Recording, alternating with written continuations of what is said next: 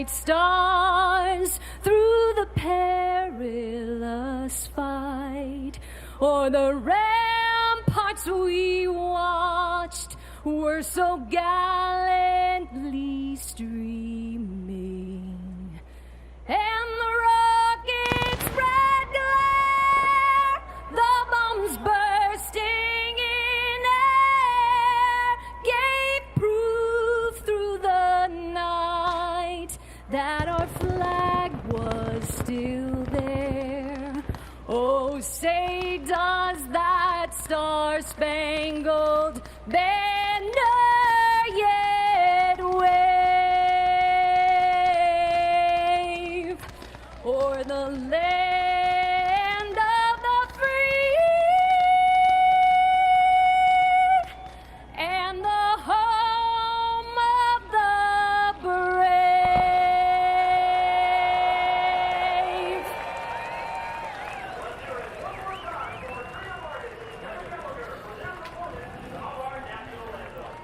Hugs and handshakes before they climb into the cars and take on Watkins Glen International. We'll be back for the command after this.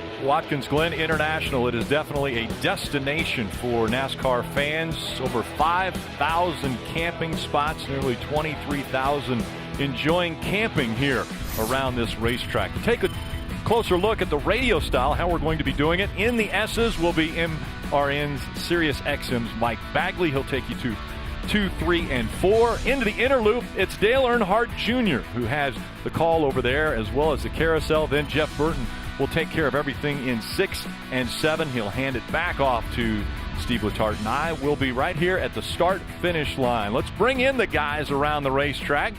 And everybody up on their perches, ready to go for 200 miles here at the Glen. We'll start off with Mike Bagley. We are set to go, Rick. Thank you, and good afternoon, everyone. The S's make up turns 2, 3, and 4 here at Watkins Glen. The challenge here, this is a third gear corner, which leads to a fourth gear wide open set of corners. When you come up the hill into turn 2, you want to make sure that the car is settled, the car is stable, because the car will rock from side to side. You want to make sure you get through this part cleanly, because it's so narrow. There's no room for runoff. If somebody gets in trouble, it's big, and it's big fast. When they leave turn 4, it's up the back straightaway to Dale Earnhardt Jr., who's all the way back there on the back 40. Yeah, getting into this inner loop, there's a really heavy braking zone. A lot of guys are going to try to argue positions. Getting into that braking zone, getting into that inner loop, and it's not going to end well for those guys. We're going to see guys spin out there, get spun out, trying to get into that inner loop. And also coming around the carousel, they use up all the racetrack going over the curb on that corner exit. A lot of guys are going to make mistakes there. It's going to present opportunities to make passes. Yeah, when they leave that carousel, they're heading toward me in turn 6. And if you hit the carousel right, that gives you that opportunity to drive underneath somebody, get beside them door to door, getting into turn 6. The problem with that is if he can stay even with you off of 6, now you're on the outside going into turn 7. So that battle for position is huge. If you're going to get next to him, you have to clear him. This back straightaway is the second fastest place on this racetrack. So you have to do that carousel right. If not, you're going to be in position. You're going to be set up to be the guy being passed rather than the guy doing the passing. Now, let's go trackside, get the action started.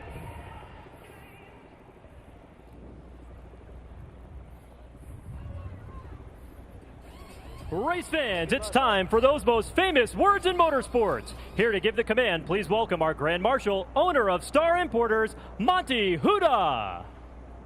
Drivers, start your engine. Fired up. All right, you crank when you're ready. On the hole, bud. There. Get me fired up here whenever you're ready. All right, go ahead, fire whenever you're ready to get it very smart. Yes, sir. Copy that. Point. Engines coming to life, and drivers behind the wheel all strapped in. And one driver we're going to be able to talk with, our in-race reporter, A.J. Allmendinger. So much success at so many different disciplines of racing. We'll talk to him when we return.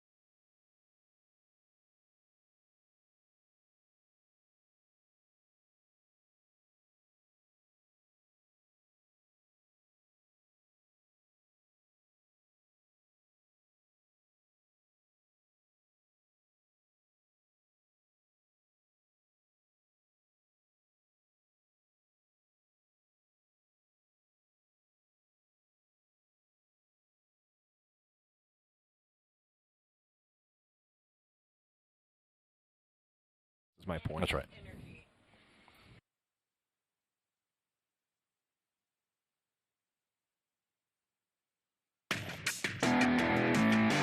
Road course racing from Watkins Glen.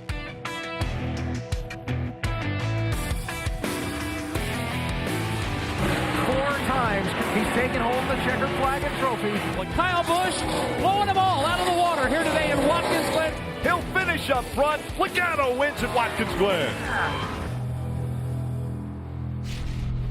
Cars are fired up and now starting to roll off of pit road. Let's take a look at the starting grid up front. Kyle Busch put together a great lap set, probably almost a near perfect lap for him. He won the pole. Austin Cindric will start beside him. You mentioned a perfect lap for Kyle Busch. I think it's going to take a perfect race for Ryan Blaney or Christopher Bell to overcome Kyle Busch. Blaney won at the Roval last year. Christopher Bell so dominant in this series. Doesn't seem to love these road courses. Back in row 3, we see the 98 of Chase Briscoe. Won last week at Iowa. Now that's a short track, but he has won the road course here, or road course race on the Roval. Back in row 4, there's A.J. Allmendinger, and Ryan Preece mentioned Allmendinger will be the in-race analyst, so let's chat with him before he gets too far along. All right, let's dial him up here. Hey, A.J., Steve Letarte up in the NBC booth. You got a copy? We'll try him again here. Hey, AJ, Steve Letarte up in the NBC booth. You got a copy, bud? I got you, man. Well, buddy, we've seen you win the Rolex. We've seen you win in NASCAR, in IndyCar. What makes you so good at road course racing? I'm not really sure. Just it's what I've grown up doing. I've always had a feel for it. I love the braking finesse. You know, whether I can make up time on the brakes or do something different with them to help the race car, attacking the corners. You know, this place here, Watkins Glen, is always fun because it's all about attacking. So I just love road course racing. I think a driver can make a big difference on it, and you know, more than anything, it's just always been what I've loved doing. Well, you mentioned Watkins Glen and attacking the racetrack. Tell the fans at home, what's the spot? What's the key to Watkins Glen to be successful? Well, it's in the race here. You got to get through the S's really well. You know, it's you can have a passing opportunity into the bus stop here, where I'm at right now. But more than anything, you carry the speed. It makes it tough for somebody to make a move on you. And then through here, through the carousel, if you get good drives off the corner, you can really roll through the middle of the corner and keep the back end under you and get a good shot off the corner. It's another passing opportunity. And then on the lot, onto the front straightaway there, the last corner, same deal. All about getting through that corner good and making a passing opportunity into turn 1. Well, buddy, thanks for taking the time for us and for all the fans. Good luck. We'll be watching. Appreciate it, guys. We will be riding along with A.J. Allmendinger. He has the Chevrolet onboard camera, so we have a great vantage point of what A.J. will be working on as he starts 7th today. Yeah, what a great view. And then we have Justin Haley here with the leaf filter onboard camera, and what I consider the best view in all of racing, the helmet cam. You want to know what it's like to be a race car driver? I think paints the picture perfectly. Also have a camera with Chase Briscoe. That's the Goodyear onboard. He will start in the 6th position. And take a look at this one. You say the helmet cam. How about being right on the asphalt here? That one scares me. That's too close to the curbs. I'm not sure I'm ready for that one. And we have another camera as well in the field. We have the 20 of Christopher Bell. He'll be starting 4th, and he'll have the Toyota onboard camera. This will be a great view. You see right there the shifter handle, center of the picture. 9 shifts a lap, 82 laps, well over 700 times he's going to be working that shifter. So a lot of work for these drivers as they will work their way around this 2.5-mile road course. Can anyone upset Kyle Busch? He's been dominant 3 out of the 4 races this year. He's already won.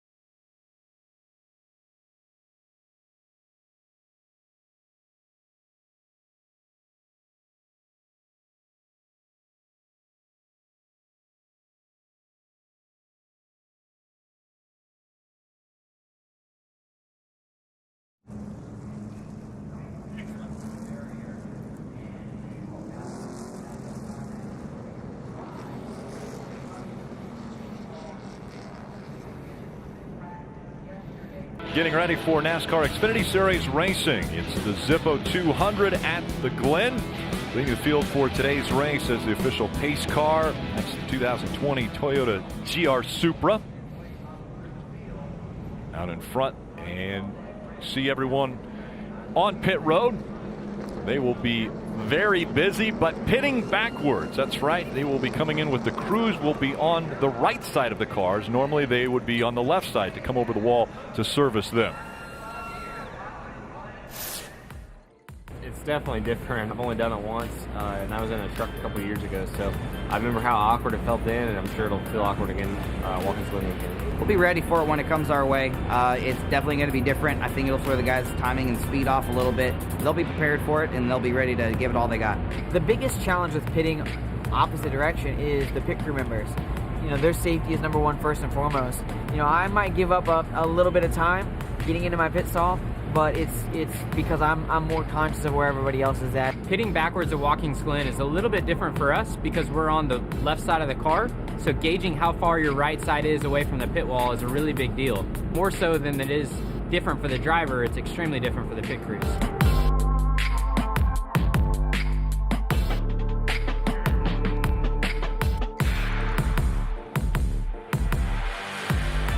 And Rick, the concern for different is the potential for mistakes.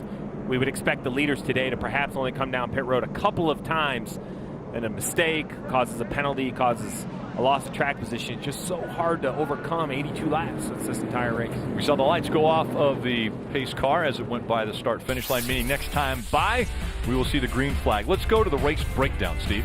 As I just mentioned, 82 laps. You see just under 2.5-mile road course, just over 200 miles.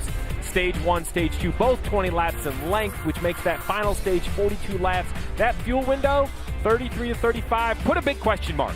Because when you shift this much, when you're on and off the gas this much, what is your goal? Is it to go fast? Is it to save fuel? These drivers have become experts at being fuel economists. Can they save enough to work a strategy in? We will see. Well, before the green flag flies, let's go to our experts that are on pit road. We'll start with Kelly Stavis.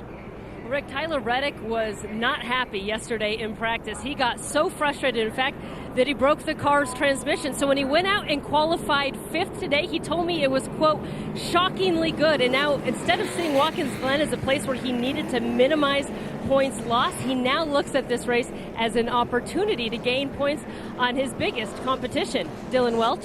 And Kelly, last year for Justin Allgaier, he left his mark during the month of August as one of the best road course racers in this series. Time marches on, however, and this year the 7 team comes into Watkins Glen just looking to find their winning mojo.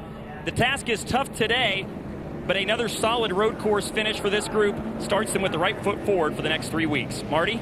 Well, Dylan, championship contender Cole Custer certainly hopes the weekend finishes much better than it began. This was in the first practice session yesterday. In fact, his first laps on the racetrack, he hits the paved or the painted part of the racetrack there, loses control of the car, hard contact with the wall. Immediately starting the weekend, they have to go to a backup car. This is him last night working on the car himself to get it ready for today. He felt so bad for his guys. He told me the goal today, very simple. In this first stage, I have to keep the car clean. I cannot get into an accident early in this race. Number 2, if we finish top 10 and get out of here with that, we'll be a happy bunch heading to another road course next week, Mid-Ohio, Rick. Yeah, and he was crushed. He was crushed because he knows how much work that puts on the crew back at the shop, as well as the guys that are here at the track trying to get a backup ready. And you heard another road course next week. This is road course month for the Xfinity cars. Other than Bristol, the half-mile high bank short track in the middle of the month, they are road course racing 3 times this month, so wrecking that car hurts even more. But this is the first one. You got to kind of figure it out here at the Glen to be successful all month. Well, the 20-year-old from Mooresville, North Carolina, Austin Cindric, behind the wheel of the 22. Here's the pep talk that team heard. Thanks for our hard work, guys. You cleaned this apart all day. That's what this race is about. It's usually a little different at the end. So looking forward to it. It should be fun. I like fun. That's the word. I think that's the approach. Listen, Austin Cindric, he knows what he's doing. He's running IMSA, he's running Global Cross Rally cars. He knows how to run at different circuits. We'll see if he can be successful here. Kyle Busch on the inside. He's in the 18, Austin Cindric in the 22 on the outside. It's going to be a drag race into turn 1. That is a big passing zone. And there is a huge field behind them. Green flag is in the air. We're racing at the Glen.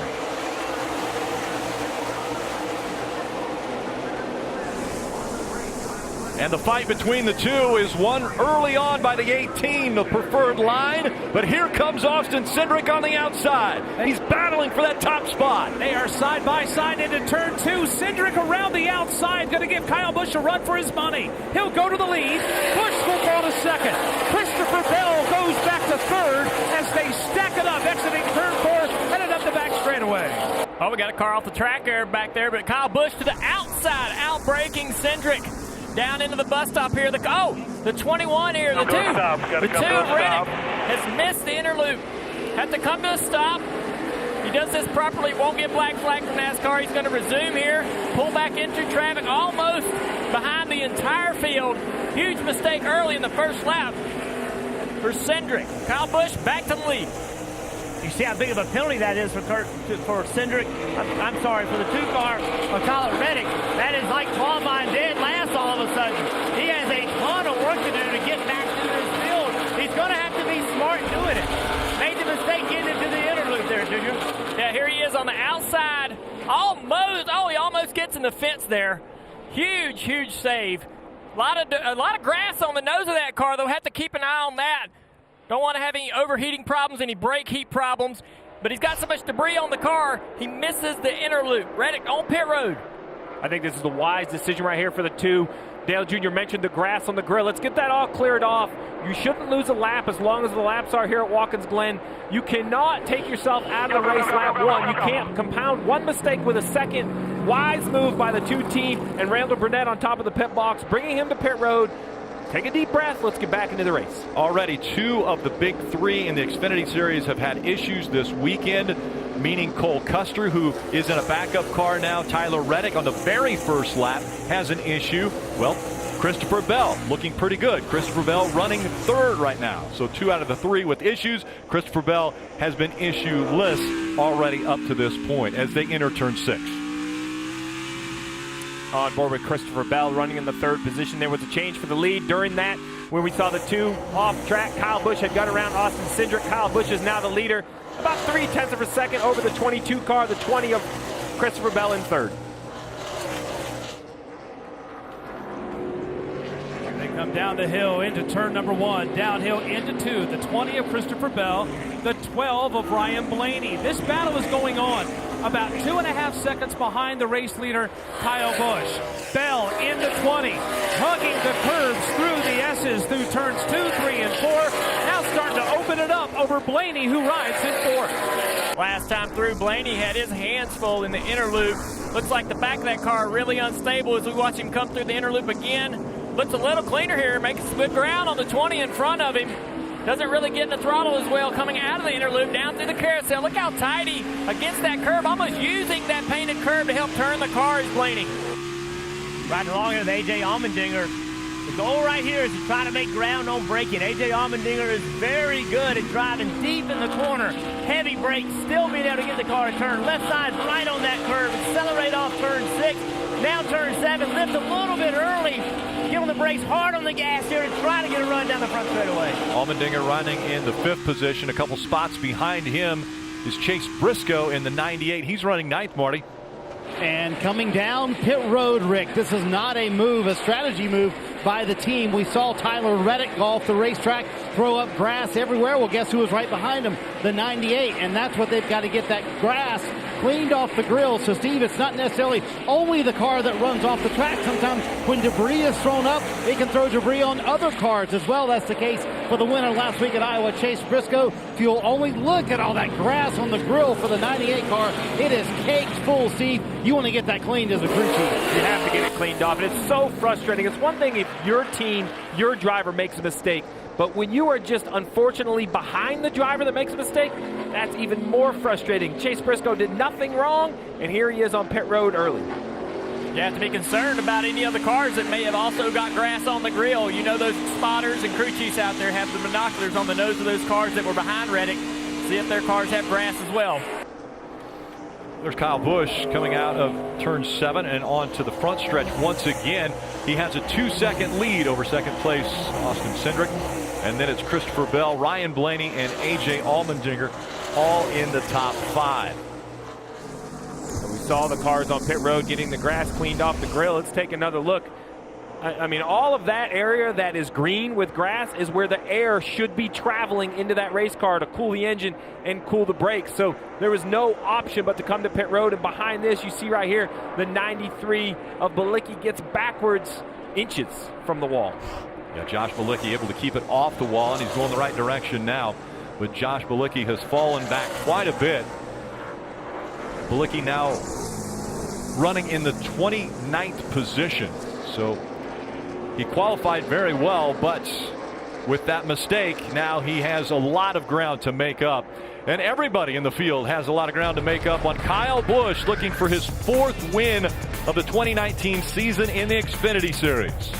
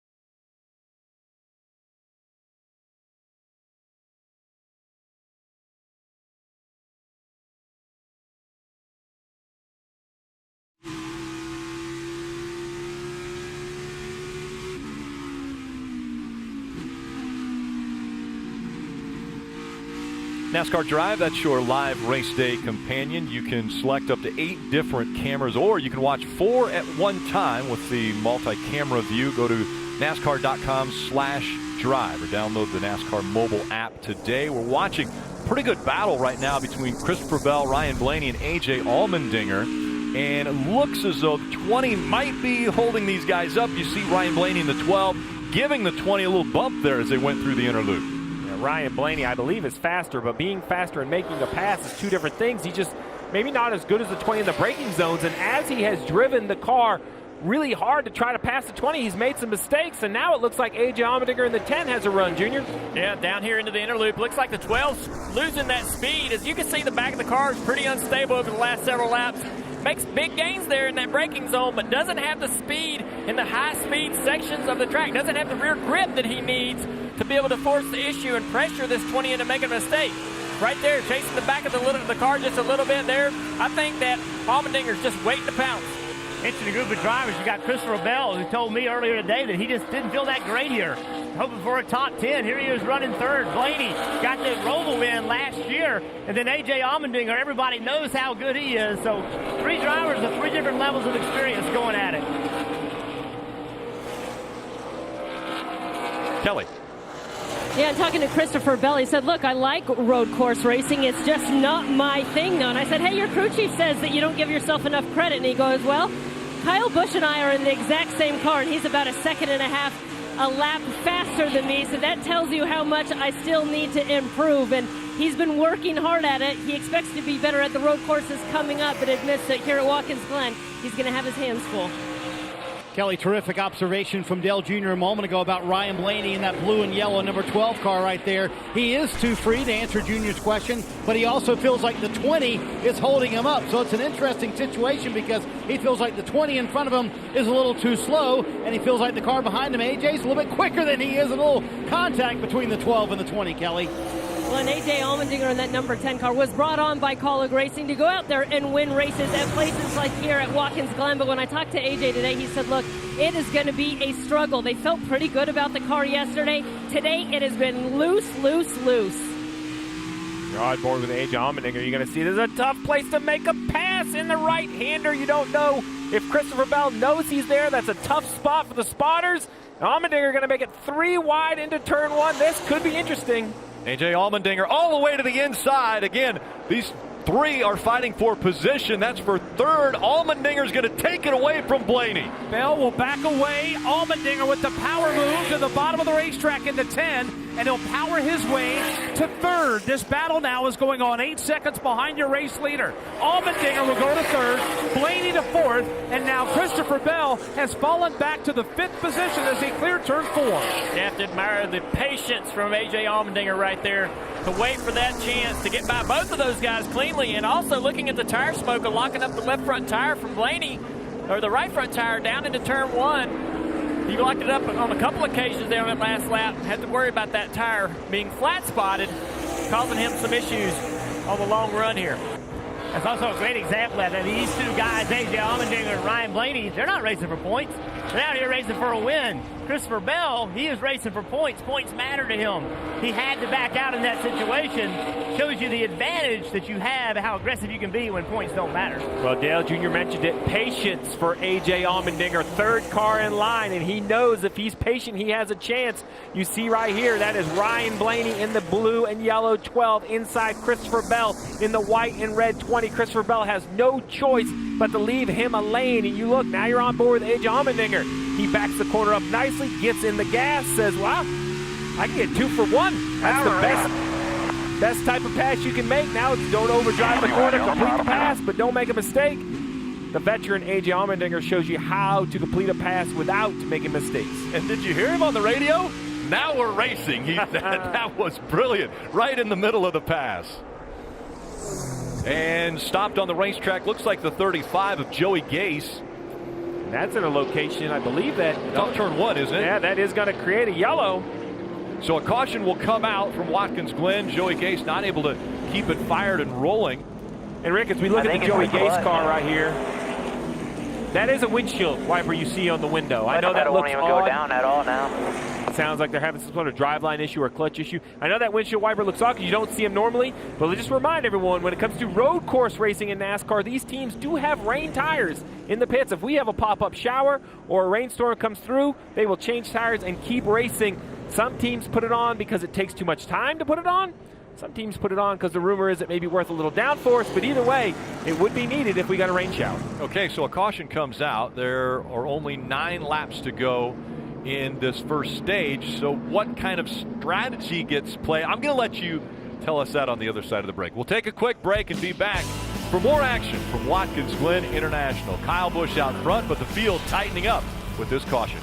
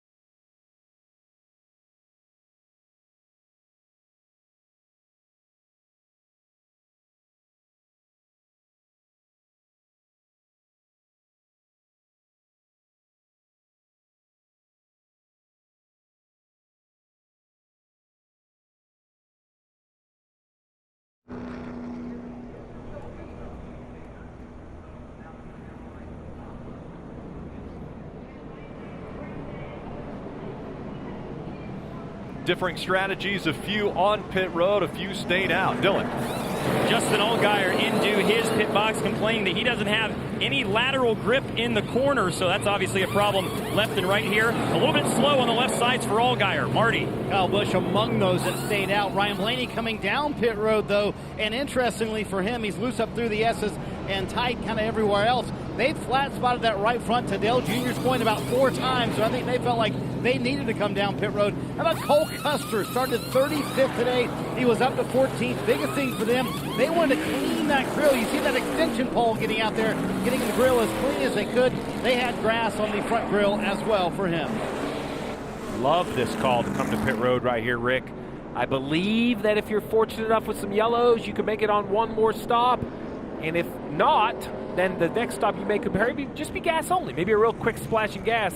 I like this call by all of these guys, just opening up opportunities with 8 laps to go in this stage. A little bit different strategy, so we won't see them come to pit road at the end of stage 1, and some others will choose to come to pit road. But we know that a caution's coming up in what will be 7 laps to go. 8 laps right now for Kyle Busch, who stayed out. Austin Cindric stayed out. A.J. Allmendinger, Christopher Bell. Justin Haley also stayed out. He is now in the top 5. Justin Haley has been talking pretty confidently about the successes he's expecting here at this racetrack. Well, we've talked about road course racing. I've always heard drivers say it's half experience and half a mental approach. And if Justin Haley's working on the mental approach, he's winning because he's been saying, I expect to run in the top 3. I think I can contend for the win. He's saying all the right things to convince himself, to convince his team, maybe even to convince his competitors that he's going to be a factor in today's race. I mentioned earlier what a perfect destination if you want to come and enjoy racing, as well as the beautiful sights and sounds here at Watkins Glen. Let's see if we can check in with Rutledge Wood and find out where Rutledge is around this racetrack. Rick, I'm at a beautiful new spot. I'm high atop the burn here, just outside of turn 1. This is where the new VIP cabanas are. This is where you want, if you want to come with your friends, live the high life. One guy who did not have that option this week was Ross Chastain. You know, he had to make it for the truck race at Eldora, and when he looked at prices for tickets, he said, I can't pay $700 to go there. I'm going to ride a Greyhound bus. That's right. He spent $90 on a 12-hour Greyhound bus ride. On the way back, they got a flat in the family SUV, loaded up 5 miles away from here. So this is the kind of vibe that Ross Chastain has not experienced this weekend, but we got to see that monster pass from A.J. Allmendinger a minute ago. What a great view that Watkins Glen put in for these fans. Are y'all having a good time so far? Yeah! Guys, I know y'all got a great view in the booth, but I think this new VIP Cabana Suite is a place to watch. So Rut, is my sight going away, or is that man petting a bobcat? That is a bobcat, yeah. Okay. And it's weird. When he found out we were going to be on TV, he put a shirt on, but then he found the bobcat. Cindric on the inside in the 22. Kyle Busch on the outside in the 18. Back up through the gears they go. Kyle Busch chose the outside line. He's going to make it 3 wide per second, though, behind him. They're all stacked up coming out of 1. Allmendinger backs away. Kyle Busch will get away with a lead, but from 2nd, 3rd, 4th, 5th on back, it is a hornet's nest. Bell in the 20 to 2nd, Cindric in 3rd. They'll single out now going through turn 3 for the most part as everybody minds their P's and Q's up to the S's and onto the back straightaway. And we saw Allmendinger try that 3-wide move on NASCAR America earlier this week. It didn't work out too well, so he thought better of it today. Backed off in 4th position. Look at Clemens, though. Great run for this team today. He has good speed. Ever since this race started, look for that team to have a top 10. Justin Allgaier hard into the wall. So Allgaier, one of the drivers we expected at the beginning of the season would be running for a championship and be a competitor here at this race, into the wall, and it looked like nobody around him. Well, this is the risk. I love the call to come get tires because it opened up the strategy, but you have to take care of your car back in the pack. Something has got the 7 turned around, and some pretty heavy damage to that right rear quarter panel. It looked like in the inner loop, maybe getting through the inner loop, just got that car unsettled. Yeah, it looked like the exit or the bus stop maybe, right in front of Dale Jr. Dale, he was right underneath you. Yeah, let's see what happened here. Going through there side by side is almost impossible for those guys, and you can see right there just a difficult situation for all drivers involved, and he gets the worst of it. Yeah, Ross Chastain just gets in so deep. He drives into the left rear quarter panel, And then I think politely said, hey, I've already spun him, so let me spin him completely out and not spin myself out. And you see the contact with that tire barrier. And we're going to see that all day long, guys trying to outbrake each other into that inner loop, and guys not willing to give up that position and trying to race through there side by side. It's ended poorly for several drivers over the years. The damage doesn't look too severe, especially at a road course. They can probably fix that, get that car going, and still be competitive, but this changes their strategy, I'm sure. Yeah, and what concerns me is the damage is over there by that gas fill. Remember, we talked about pit road being backwards? Well, now the gas fill's on the right side, so Jason Burdett here, the crew chief, he's going to come up with a plan to repair this 7 car after an incident with Ross Chastain. 7 car into the barriers here at Watkins Glen.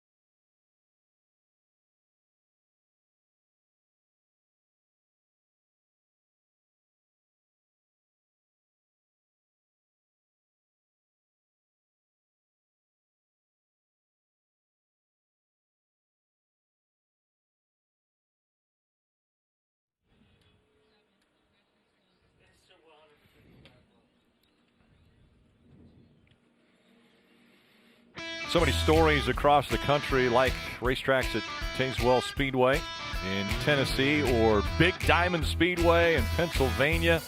Another track in Tennessee, that 411 Motor Speedway. All creating stories like Fayetteville Motor Speedway in North Carolina. Tell your stories. Hashtag MyTrackMyRoots, because there's stories all across the country.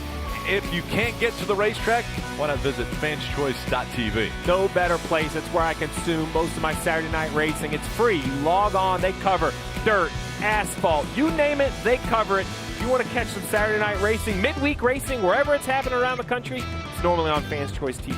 Most recent caution came out when Justin Allgaier got into the tire barrier. Had a little help, though, Dylan. Yeah, he got turned around by the 4 car there, and Justin is down on pit road right now. As you can see, they've got the deck lit up and kind of working on the bracing inside there. It looks like the right rear is where the bulk of the damage is, so trying to reinforce that as best they can, and then they've got bare bond as well where they're taping up the right rear quarter panel. Minimal damage over here, but obviously not the way that they wanted to end stage 1. Kelly? Well, and meanwhile, A.J. Allmendinger in that 10 Death Wish Coffee took the opportunity to pit under that caution. They gave him 4 new Goodyear tires. He started losing the front end of the car, front turn, towards the end. 4 tires and fuel for A.J. Once again, Rick, I agree with this call for the 10, much like I did for the call for the 7. I mean, 18, I don't think he has to be aggressive with his strategy. He shows he has the pace on the racetrack. A.J. Allmendinger, though, you ask yourself, if you got him in front of the 18, we saw how hard it was to get by cars earlier. You got to position yourself, give him track position. It may only be track position in front of the right guy. Can he hold it? All right, they're going through the inner loop now, and that was where the incident happened with Justin Allgaier. Let's go back and look a little closer at what took place. Maybe this predicated what happened? Well, so Justin Allgaier takes it 3 wide down the straightaway. The 0-1 lifts, and they drive in there side by side with the 4 and the 7. And you see the back of the 7 moving around, so he's definitely a little uncomfortable. And then the 4 drives in here, hits an inside curb, and just goes up the racetrack and catches him in the quarter panel. I don't think Ross Chastain went in there thinking, I'm going to turn the 7 around. But Dale Jr. has said it every time he's come on camera all weekend long. Positions will be contested in the inner loop, and his quote is, it's not going to end well. And there you go. It didn't end well for Justin Allgaier. Yeah, I think you got to worry if you're Chastain about the damage to the right front fender, if that caught the wheel. It looked like they hit wheels a little bit, and anytime you can do that with the right front, you can knock the toe out, and that's going to really bother that car handling in all these corners. Repair looks pretty good on that 7, Rick. In the Xfinity Series, we discussed the big 3 over and over as far as the ones who have had success. Right now, it's Christopher Bell, Cole Custer, and Tyler Reddick. Reddick already with an issue, coming off the racetrack early, had some grass on the front of that race car. Cole Custer, a backup car because of a practice crash that he had yesterday. Christopher Bell has been unscathed, but he also was holding up that 12 and 10 earlier. We'll see how he does now on the front row. It's Kyle Busch in the 18, Christopher Bell in the 20.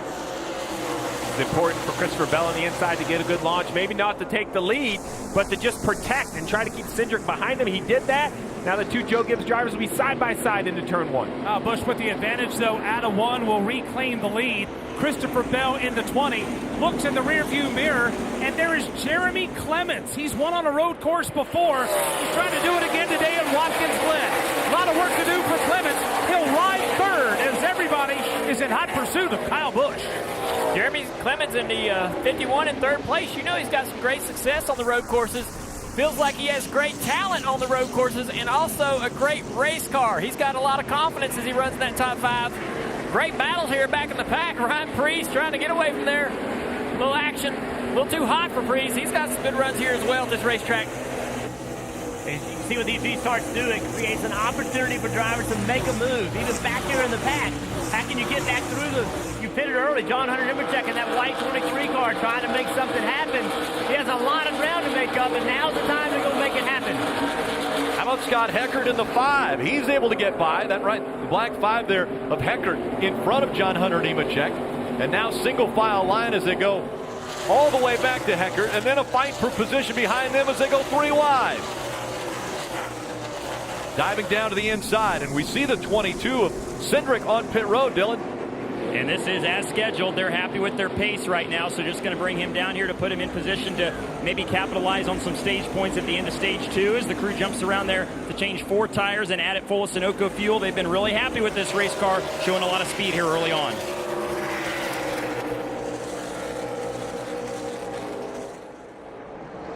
See the 22 finishing his service. This battle down the backstretch in front of Dale Jr. Yeah, this is a big wad of cars here coming into the inner loop there. Looks like the 1 missed it just a little bit, had to back out for his teammate. Kind of gather it back in and get going. You're going to see that a lot, guys, entering in there a little too hot. Luckily, everybody gets through there unscathed, no issues. A lot of these guys have already been on pit road. 2 laps to go, almost 2 laps to go to the end of the first stage. Everybody trying to get up as far as they can. A.J. Allmendinger trying to work his way up. This is an aggressive move into 7. Cole Custer has to be aware that he's there. Nice job working together, both drivers. Yeah, right behind those 2. That is the 7 of Justin Allgaier, who was the last caution. If you can believe it, Justin Allgaier plus 10 positions since the restart. Watching the field coming out of turn 1. How about the 2 of Tyler Reddick? Spinning in the early going, was able to regain ground. Right behind him, you got the 98 of Chase Briscoe, but this group of cars clearing turns 2, 3, and 4, racing for a spot just outside of the top 10. Yeah, 2 laps to go, coming to 1 to go in this stage. Every spot is a point. Guys probably not ready to give up those positions just as eagerly on these last few laps here, trying to maintain what they can. They've been put in position by their teams to try to maximize everything they can on these final few laps to gain these points as they exit the carousel. And remember Tyler Reddick back there.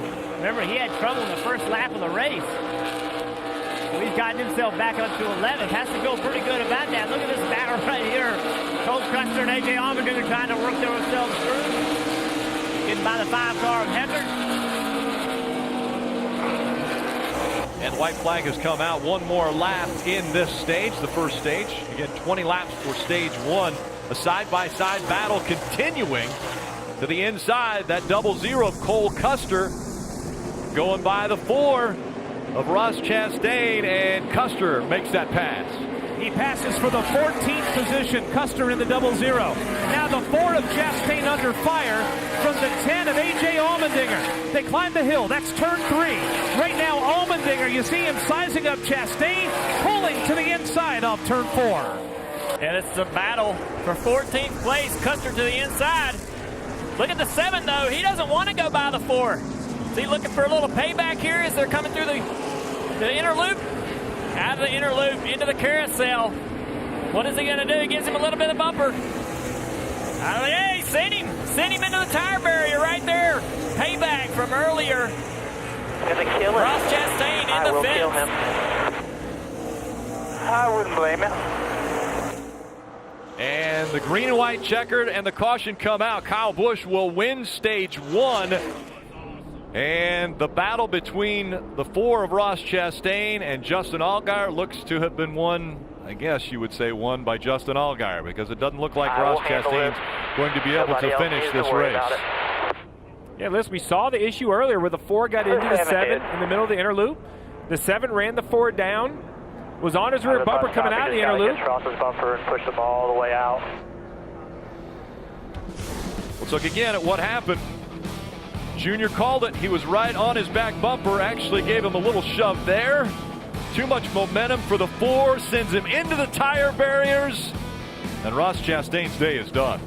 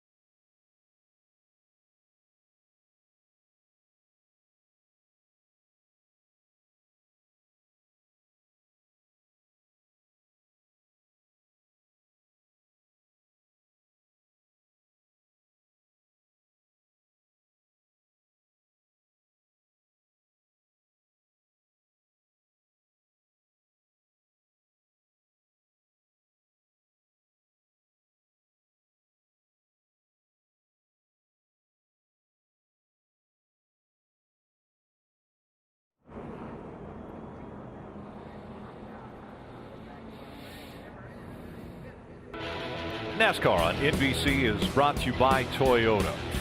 Let's go places. And by Credit One Bank, the official credit card of NASCAR. Perfect for race fans. Pits are open and guys are on their way. Kelly. And how about Jeremy Clemens pitting from the 3rd position, but he said he was just sideways, said the car's not under him at all. They're going to give him 4 Goodyear tires fuel. They're going to make an air pressure adjustment and a wedge adjustment, Marty. Well, Kelly, we've run 21 laps to this point. Kyle Busch has led all 21 of those laps. He said the car actually feels a little bit slick. He said he could use some more rear lateral grip in the car. So even after leading every lap so far today, Kyle Busch feels like he can make the car even better. Slight air pressure adjustment on that 18. So again, we saw cars that had come to pit road a little bit earlier under the caution. they stay out, that means that Kyle Busch has got his work cut out for him as he's got to get by quite a few cars.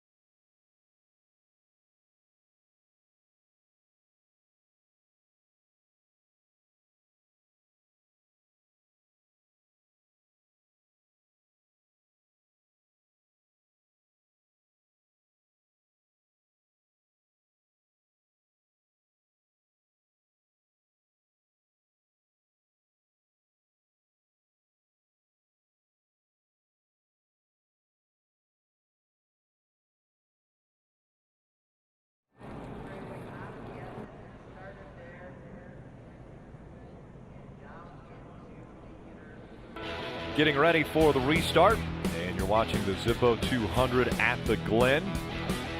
It has been a Kyle Busch dominated race up to this point, and a lot of action has happened back in the bus stop. Let's go there now because that's where Rutledge Wood has found himself.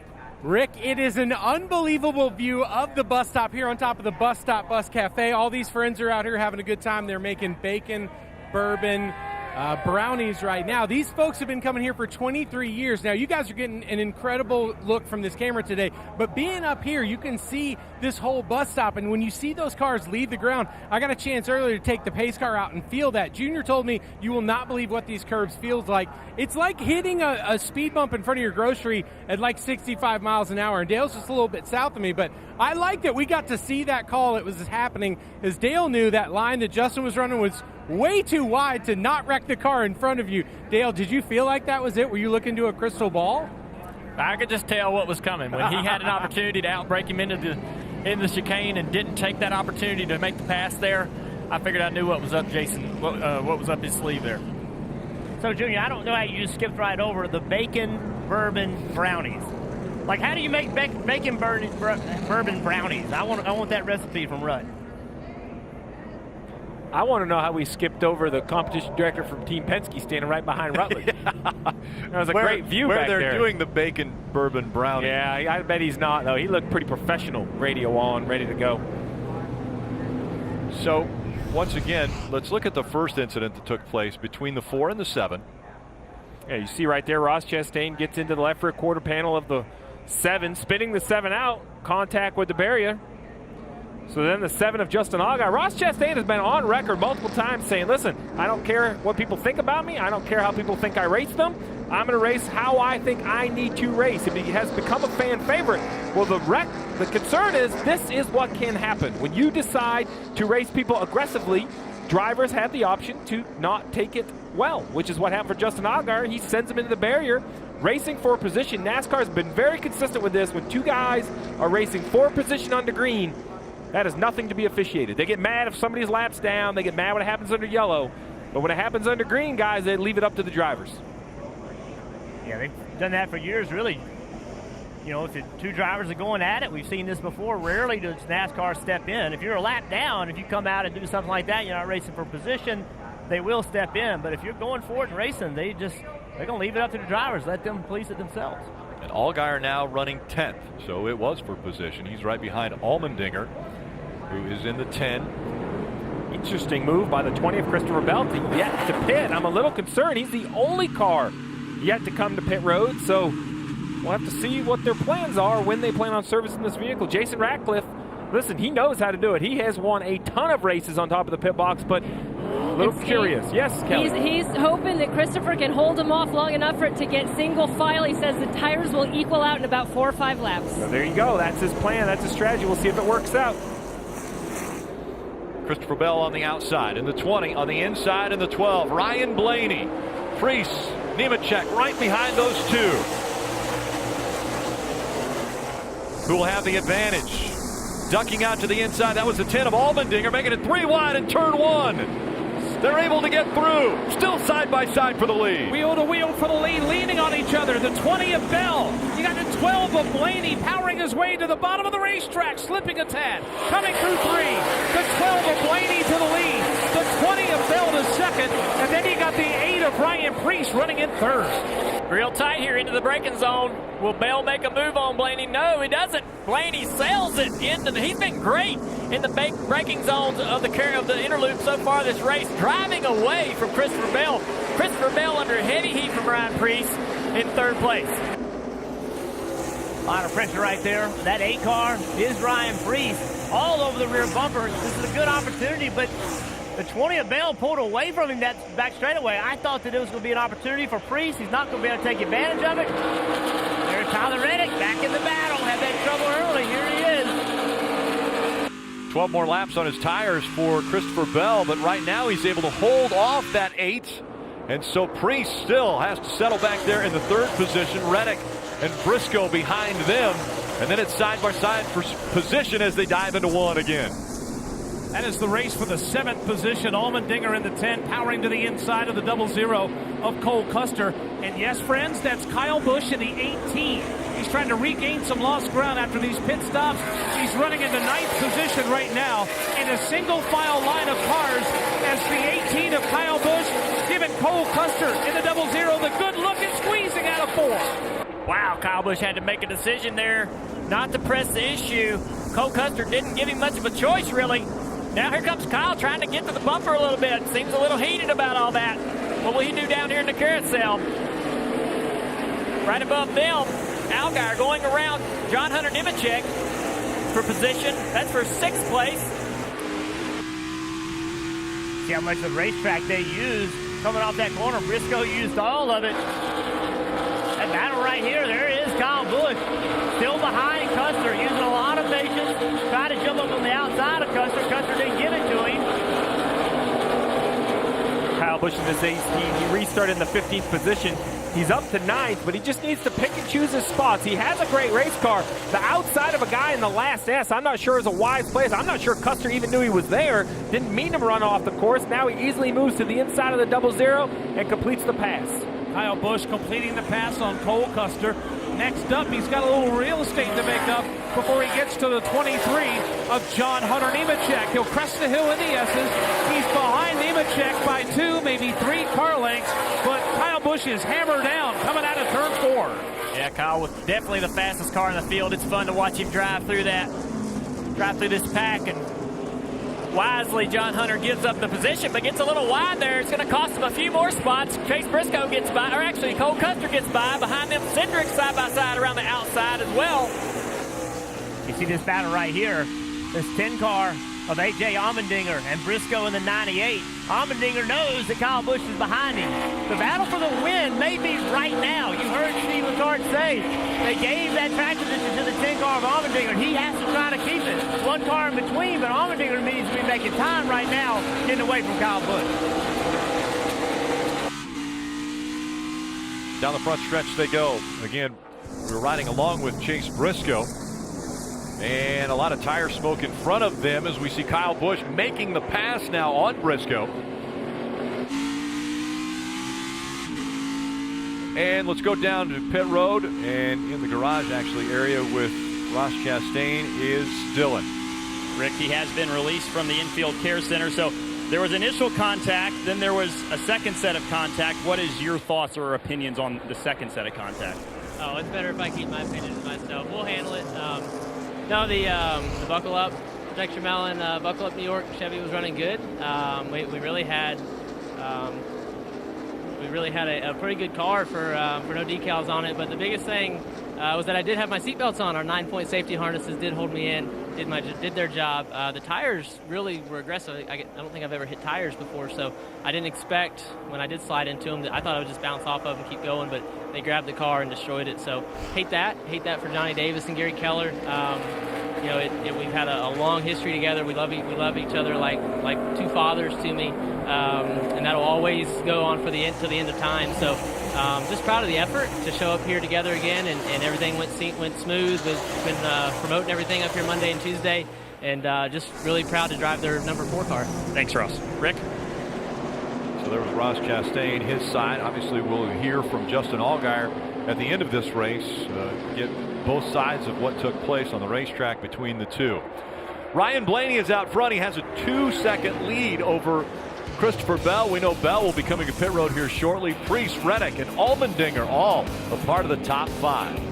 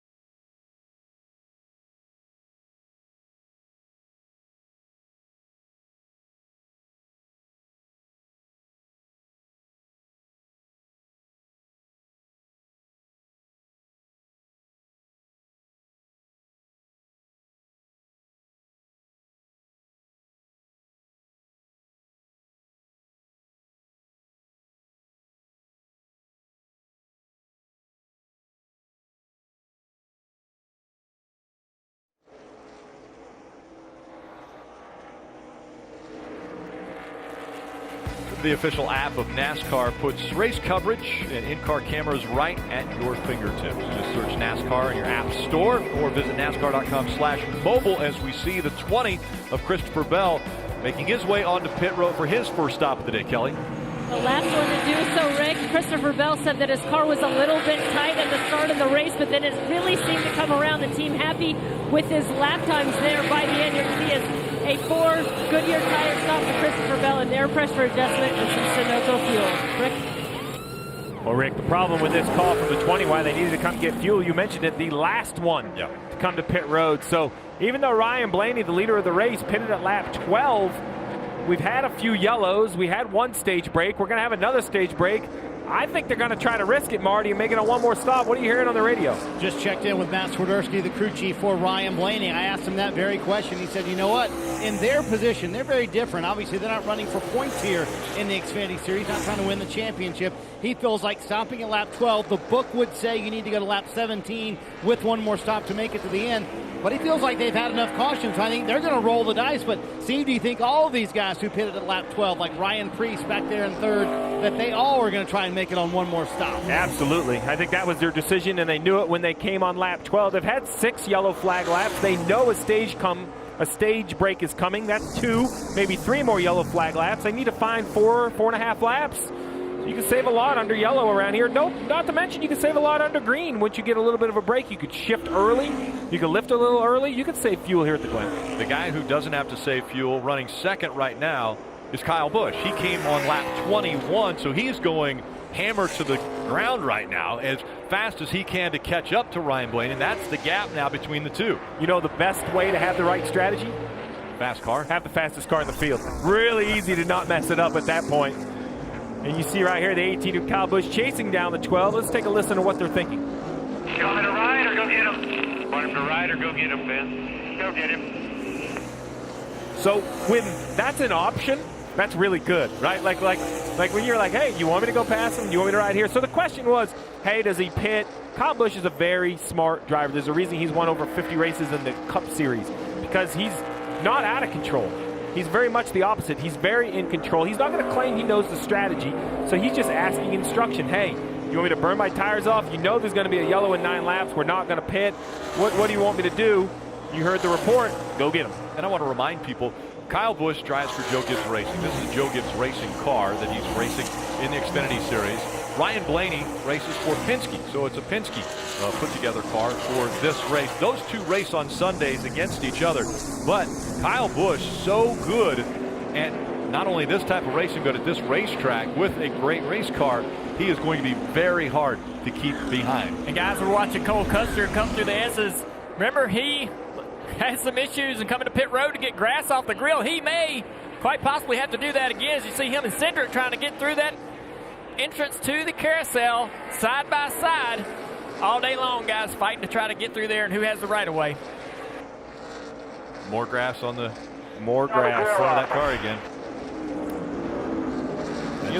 Problem with that grass, we've seen with debris, you can kind of get up another car and at one time it'll blow off, but I've never seen that be successful with the wildlife there. The grass seems to... It stays right there. I just love to watch those guys try to outbreak each other into the inner loop and seeing who believes that they have the right way, man. It's so interesting to see them fight for those positions. Dylan. Well, as you'd expect, Austin was not very happy with what Cole pulled on the racetrack right there. He was quite vocal in voicing his displeasure as well. So they continued on their way. It looked like he got the better end of that deal. Didn't have to go through the grass, so no concern of grass on the grill or anything of that sort. So they'll continue on here to the end of stage 2. As reported, the 00 had to take the right-hand turn to come down pit road as we see the battle for the lead heat up, Dale. Absolutely. Kyle Busch has caught your leader. Ryan Blaney going to outbreak him. Oh, they're going to go through there side by side. Again, you know, it's so funny to see those guys try to accomplish something that's really impossible. Trying to get in there. Oh, Kyle Busch has a problem. Kyle Busch has a problem. Into the wall it looks like he goes. Just short of it. Slides all the way to the road right before the tires. Here, something happened to Junior, you called it a problem. We saw the issue just as he came out of the inner loop. I'm looking at all 4 tires. They look like they're fine. You see the right front tire. I thought he might have blew a right front tire. The way that car went straight coming out of the inner loop. Here he is, fired it up, driving away. We'll have to get a replay to see exactly what happened if he come out of there and locked up the tire. He has no idea. I don't know. So here he is. They're driving in. He's locked up the right front right there. trying to get in there deep. Look.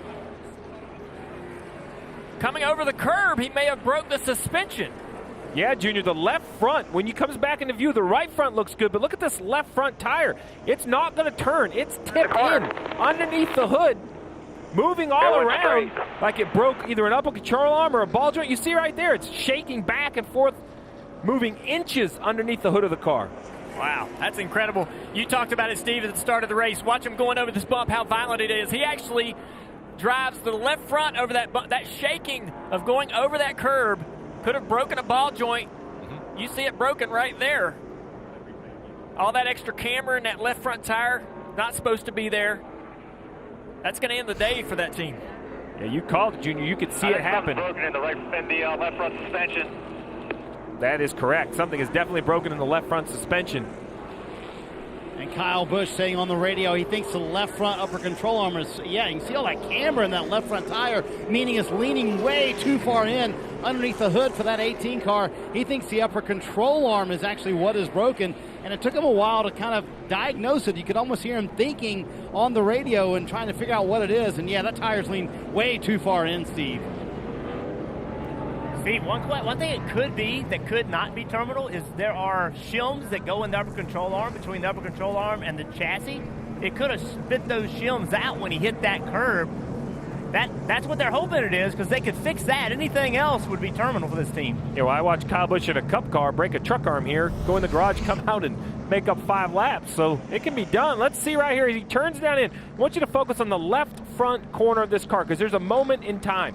He goes over the rumble strips. Everything looks right. The car is kind of going straight, but then here in about 5 or 10 more feet, the nose right there, you see the car fall. And if you look at this left front corner right here, this is different than it normally looks. That car is going straight, yet the left front tire is tipped in. You see how much it tips in there. It's obvious that it's broken if you compare it to the 12 next to him.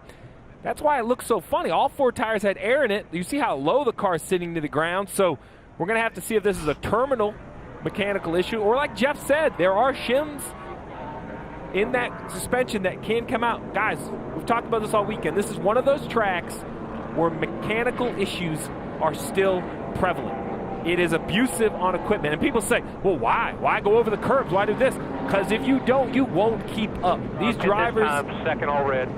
These drivers have positioned themselves where it is required to be that aggressive to make lap time. But if you're anyone else in the field, this was like a shot of adrenaline. The car that has been beating you all weekend long has had an issue. This could be the moment that the entire race changed. And let's go down to Dylan. Justin Allgaier on his way back through the field after the contact with the 4 of Ross Chastain as the crew jumps off the wall here to change left side tires. That slower stop the last time in, they were putting packers and rubbers in the rear suspension, so a little bit smoother stop this time for Allgaier. Marty? Kyle Busch going to head down pit road. They called him to pit road to come. Oh, the car's really hopping as it comes to a stop here in the pit stall for Kyle Busch. He said, bring it to the pit stall. He said, why am I bringing it to the pit stall? We need to go to the garage. They said exactly what Burton said. It could be camber shims. That would be a quick fix, something we could do here on pit road. They're looking underneath, and nope. Mike Hicks, a veteran tire changer, saying no. It is a broken tie rod at the top of the broken A-arm, actually, at the top of the suspension here, Steve. So that's actually what's going on with the 18. Yeah, that's an international sign for not good. The old 2 hands with the brake signal. Well, we said, how could the 18 car be beat today? This is how. Accident, mechanical. Right here, you see the left front tire moving around. Tire changer takes it off, looks in there. Day is going to be over for the dominant car of Kyle Busch.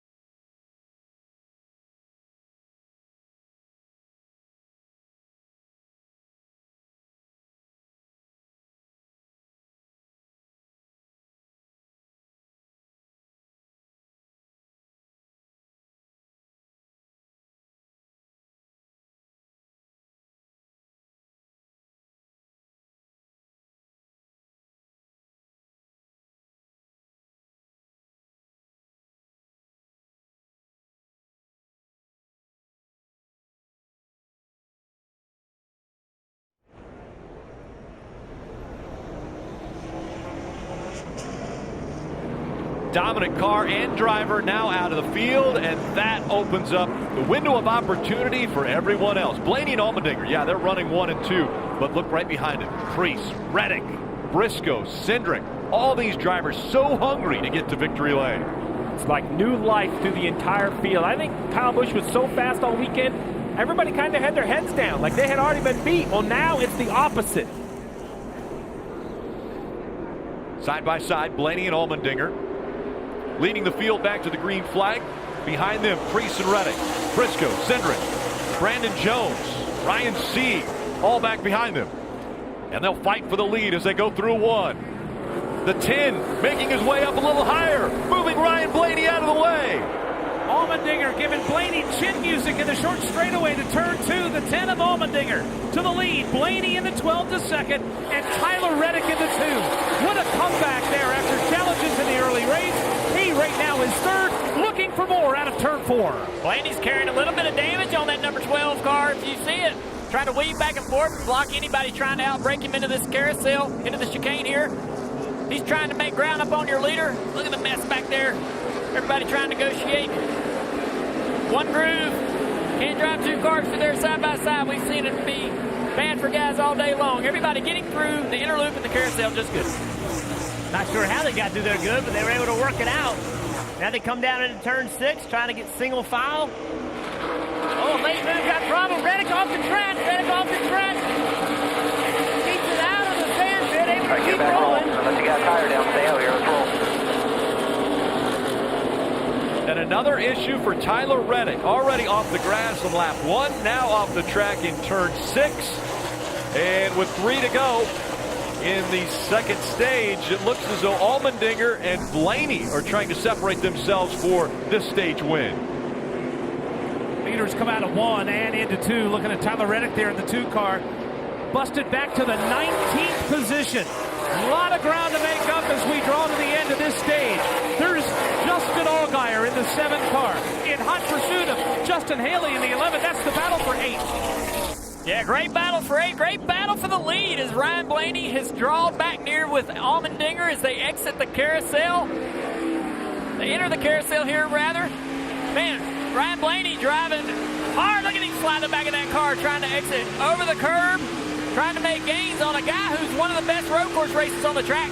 He's got his work cut out for him, beating A.J. Allmendinger. He is an incredible road racer. But that damage you talked about on Blaney's car, I think that's more help than hurt. Got the slight front fender out, and goodness, put some more downforce on that right front, Steve. More downforce, the better, right, Steve? That's exactly what Ryan Blaney is saying. He said the 10, quote, cleared himself. So I think Ryan Blaney would not mind getting back to A.J. Allmendinger for a little retribution. It doesn't look like it's hurting it. I'm not sure if it's more downforce or less downforce, but I would say that there's nothing wrong with the 12 at the moment. Here's the look right there, and you see Allmendinger just comes up. I mean, that's road course rating, beating and banging. They're going to take that position. And here's a look off the back of A.J. Allmendinger live, and they're exiting the S's down the backstretch, heading into the bus stop. Yeah, this last lap, Ryan Blaney obviously faster than Allmendinger's. They try to, man, 12 car breaks into that. He breaks into that inner loop so much deeper than Allmendinger. I'm so impressed with the Penske brake package here in the Xfinity Series this weekend. Making up a ton of time right there through the carousel. He just doesn't have the drive off. He's still fighting rear lateral grip on corner exit there to be able to complete a pass. Yeah, with that heavy braking that he has, he just has to run with Allmendinger off the corner. If he can just stay even with him, if he can gain up a little bit on corner exit, which that's where Allmendinger's strong. If you have 2 different cars with 2 different strengths, Allmendinger can lead the corner hard, Blaney can drive deep into the corner. Allmendinger pulling away now as Ryan Blaney locked up the right front as he was going through 7. We saw the tire smoke. We'll see if he's able to get through 1. A little bit of a slide there. Wheel hop as he entered turn 1. This is the final lap of stage 2. Here they come now out of 1 and into 2. Blaney's trying to regain that lost ground with the damage on the right front. A.J. Allmendinger in the 10. Solid, your race leader. Trying to win this stage. Blaney in hot pursuit. If he can keep the wheels under him, perhaps maybe draw up in that braking zone, headed into the inner loop at the end of the back straightaway. Allmendinger's putting together some amazing laps here to hold on to this lead, but I don't know anybody that's driving any harder than Ryan Blaney right now. He's been wagging the tail of that car all race long over the last several laps, trying to eat into that lead. that Allmendinger has through the carousel, in throttle. Oh, the 12's wide here. Might be able to put together a good run on corner exit, but he lost a little time there. Yeah, I think that was his effort. I think he tried to enter a little bit higher to see if that let him be straighter on corner exit. I think it worked a little bit. He seemed to draw in on Allmendinger. Not going to be enough, though, but maybe something he learned for later in this race. Kyle Busch, who won stage 1, no longer a part of the race. Coming out of turn 7, it will be A.J. Allmendinger who's going to win stage 2. Allmendinger wins stage 2. Blaney finishing second. Look at all these battles right here. Remember, the top 10 receive points. Tight battle between the 11 and the 7 there to the line. It looked like the 7 might have just beat Haley to the line for 8th. Looking for stage points. Allgaier, who was spun earlier in the race, looking for every point because he's not guaranteed a spot in the playoffs yet. Allmendinger gets the win in stage 2.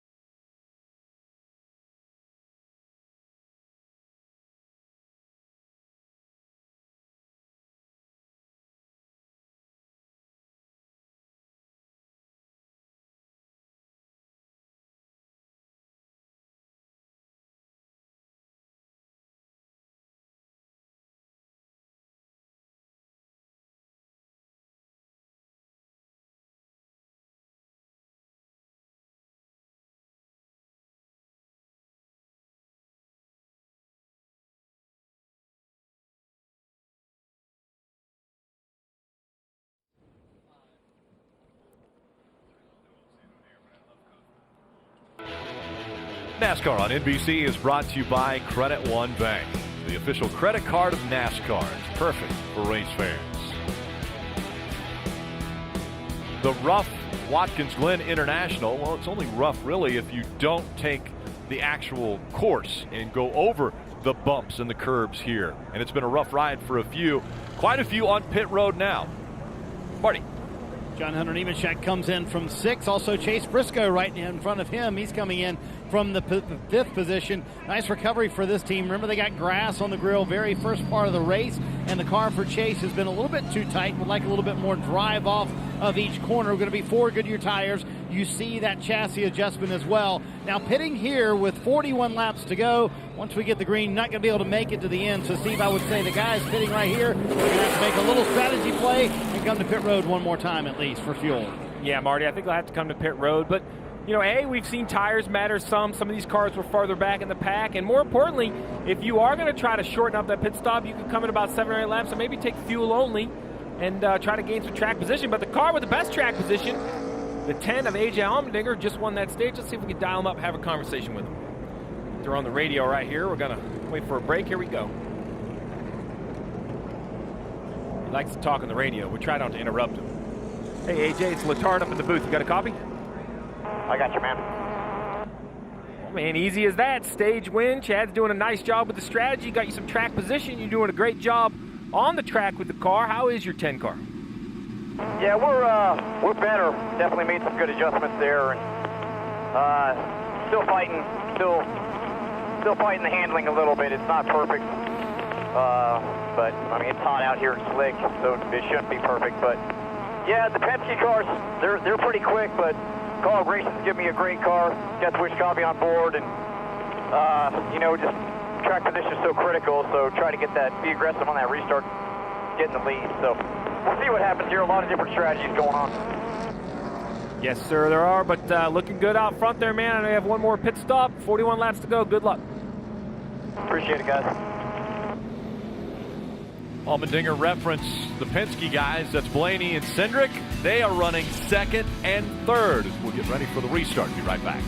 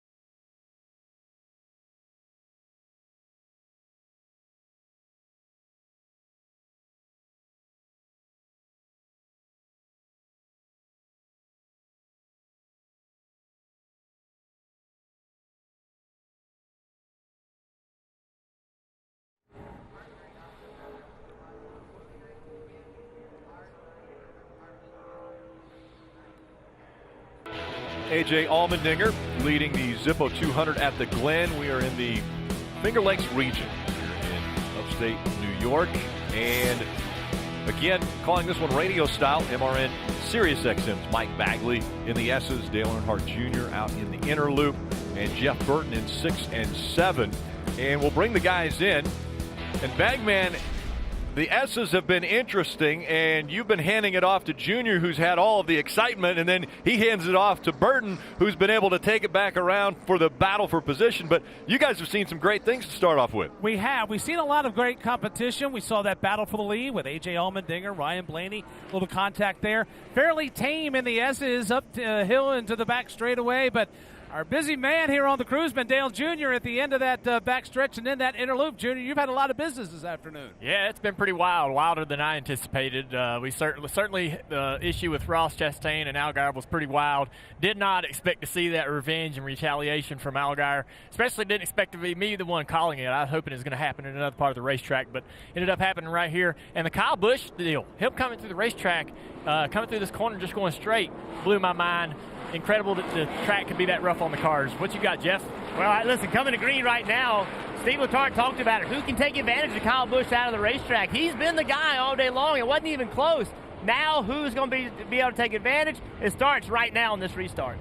Yeah, Rick, when coming to 39 to go, a lot of different strategies. I think Allmendinger and Blaney, they're going to have to be a little conservative on fuel, but everyone in the field will have to stop one more time to make it to the finish. The 10 and the 12, conservative on fuel. Not sure that's going to happen on the restart, although a great restart for the 10 and an amazing restart for the 12 of Blaney. We're going to stack them up 3 wide coming through turn 1. Blaney way off course. He's going to lose a lot of spots. The 10 of A.J. Allmendinger away with the lead, but you see Ryan Blaney there falling back into the clutches of Christopher Bell in the 20. They're uphill through turns 2, 3, and 4 as everybody right now is chasing A.J. Allmendinger. Incredible restart for Austin Cindric there, pushing Allmendinger. Allmendinger was very protective of that bottom line, but Cindric moved all the way up into second place. Here you see guys filing into the inner loop here, getting to the bus stop without any problems. Single file up front, Allmendinger and Cindric, Allgaier, Haley, Blaney. And you talked about Cindric in that green and white 22 car. He did get a great restart. He's going to be hungry. See one car out of the groove right there. Cindric's going to be coming hard. And how about Allgaier? We saw Allgaier with that problems, but now he's in third position. Not much damage on that car. Watch for Cindric to be aggressive, trying to take this lead from Allmendinger. You mentioned it, Jeff. Allgaier, 3 pit stops and a quarter panel repair, and somehow Jason Burdett and Justin Allgaier have worked that car back up into third. But Austin Cindric and that green and white number 22 in second. I'm looking for him to put the pressure on. He has fresher tires than Allmendinger and trying to run him down. Leaders come through turn number 1. Watching Ryan Sieg in the 39, Cole Custer in the 00. Custer's not really been a factor here this afternoon. He's running in the 8th position right now. He's trying to get around Sieg and make his way closer to the front. Here's Custer. Going to give Sieg the good look coming across the tunnel over into turn number 4. Lined up, poised in position, and ready to make a move. I don't know if he's close enough to outbreak Sieg into this corner. Looks like he's almost to the corner panel, but Sieg gets into the corner. Custer thinks better of it. Coming through the inner loop. That's backed up everybody behind them. All those drivers. If Sieg gives up one spot now, he's going to lose 2 or 3. Custer getting a run in the gas, trying to get up on the bumper. He's got a good position here. Headed toward Jeff in 6. He's going to try to turn left on him right here. He doesn't want to go on the outside. He wants to go on the inside. But Sieg carries good speed down the back straightaway. Custer pushing the issue. See what Sieg does. See how he addresses it. He's going to back off, or is he going to charge into 7? He backs off. Now on the inside of him is Briscoe with an aggressive move. That's going to open a door for the 9 car. Here comes the 9 on the far inside. Can he make the pass work? Noah Gregson in the 9, fighting into turn number 1 for that spot. Rooting and gouging, they're pushing and shoving. Gregson wedging his way underneath Chase Briscoe in the 98, and Briscoe goes off course. Gregson, though, now will hang to the inside. Briscoe brings the car back on course, trying to protect the spot. He will. Wow, what a move by Chase Briscoe. Off the course, back across the nose of Noah Gregson, and now going to try to keep him in the rearview mirror. Briscoe did not want to get behind Gregson. He feels like he's got much more speed than that 9 car. Does not want to get trapped behind him. He's trying to clear the 9 and go back after the car in front of him, Sieg, to be able to get that position. You see the rest of the field filing through the inner loop into the carousel here. Ryan Sieg back there. And you see what it did? It packed all that battle, packed everybody back together behind them. Now they're all battle position, bumper to bumper. Now you're going to try to outbreak somebody, put pressure on them on the corner exit. We saw Briscoe a while ago. He tried to make this move on the inside of another car. Did not do it this time. Decided to stay in line with Ryan Sieg. On board with Briscoe as we head down the front stretch. There are your leaders, the 10 of Allmendinger, 22 of Cindric, 7 of Allgaier.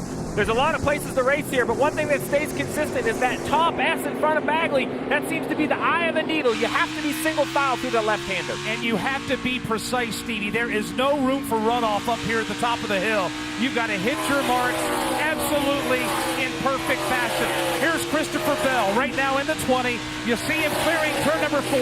Bell back up to the 6th position, and he's trying to get a good run on Haley in the 11th. He backed up the bottom of the S's and made a charge in the throttle all the way up the straightaway into this inner loop.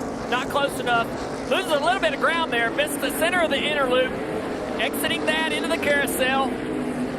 Trying to roll up here, be tight against this curb. Trying to get the throttle. Chasing the rear of the car. We got a problem here. The 2 car through the inner loop did not stop, I don't believe. He missed the inner loop, and I'm not sure if he stopped or not. That would be a penalty by NASCAR.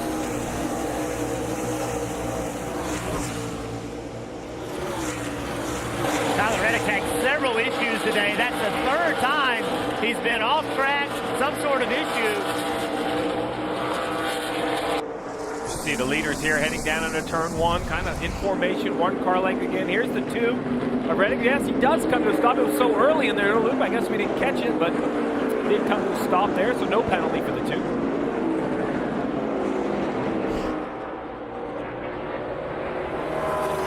Look at the 10 of A.J. Allmendinger chasing the back of that car up through the S's. That tells you how hard these guys are driving. He's giving up a little bit of ground here to Cindric, who's closing in quickly. Handle on that 10 car. Like he said, A.J. not extremely thrilled with it, but he's making it work. Starting to get a little pressure here now from the Penske 22. Right behind them, Justin Allgaier keeping these guys close as they go through the carousel here. We got issues in the inner loop. Singh has been turned around some way, somehow. He's got a roof flap up there, trying to get his car righted. I don't see any damage to the back of that car. Yep, there he is. Quarter panel's knocked in. Somebody pushed him off into that inner loop and turned him around. The inner loop is the place today where all the action is happening. It's busy over here. I'm telling you, it sounds as the 39 continues. You're going to see right here. Here's the replay. It gets contested into the corner. Seen that before. John Hunter Nemechek gets the 39, and we knew the 12 was going to have to come to pit road. Marty reported they were going to try to stretch their fuel. Well, he came to pit road right there, so Blaney, with what he hopes to be his final pit stop, is on pit road now. 34 laps to go, Marty.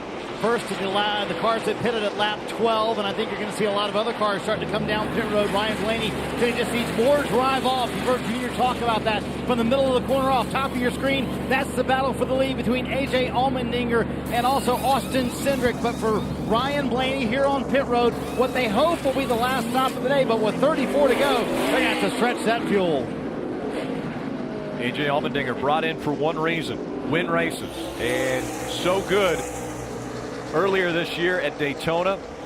He was part of a 1-2-3 finish for Colleague Racing, and now comes to a place where he is even better at a road course, and now trying to hold off the young Austin Cindric behind him as they go too wide into turn 6. Christopher Bell trying to hold off Justin Haley.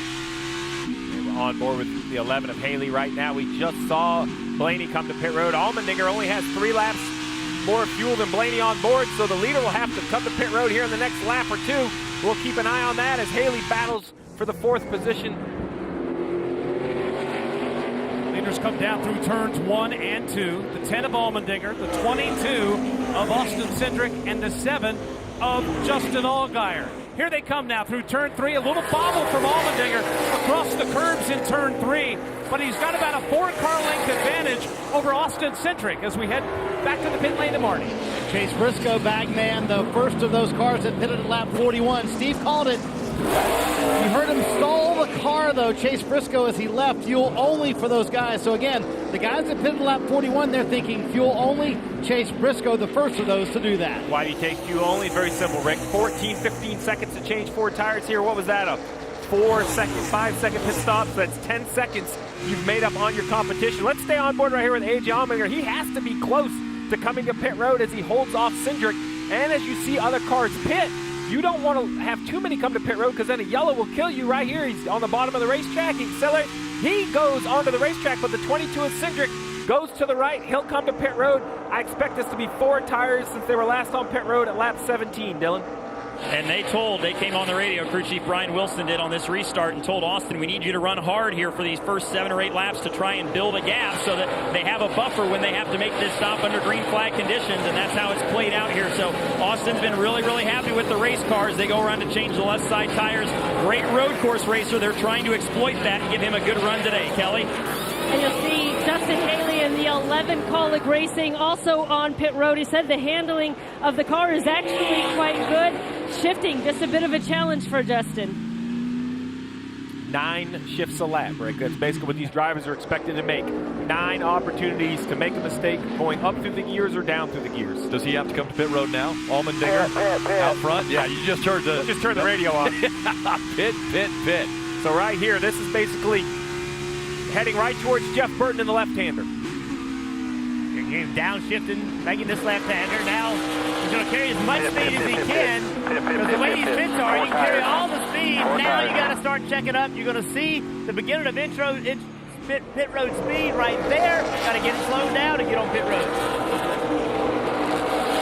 Kelly. And AJ had contact with another car on a restart, and since then he had a left rear tire shake. They think he may have knocked a wheelway off, so he was pretty anxious to get down here to pit road, and you heard the call as he made his way for 4 Goodyear tires and Sunoco fuel for AJ Allmendinger. So now, Rick, the question is, why are these other cars not able to come to pit road?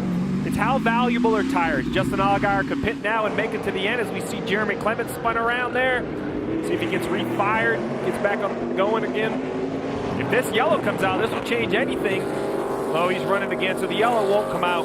It's all tires. Everybody can make it on fuel. How important are tires? I expect to see a lot of the lead lap cars pit here in the next 3 or 4 laps.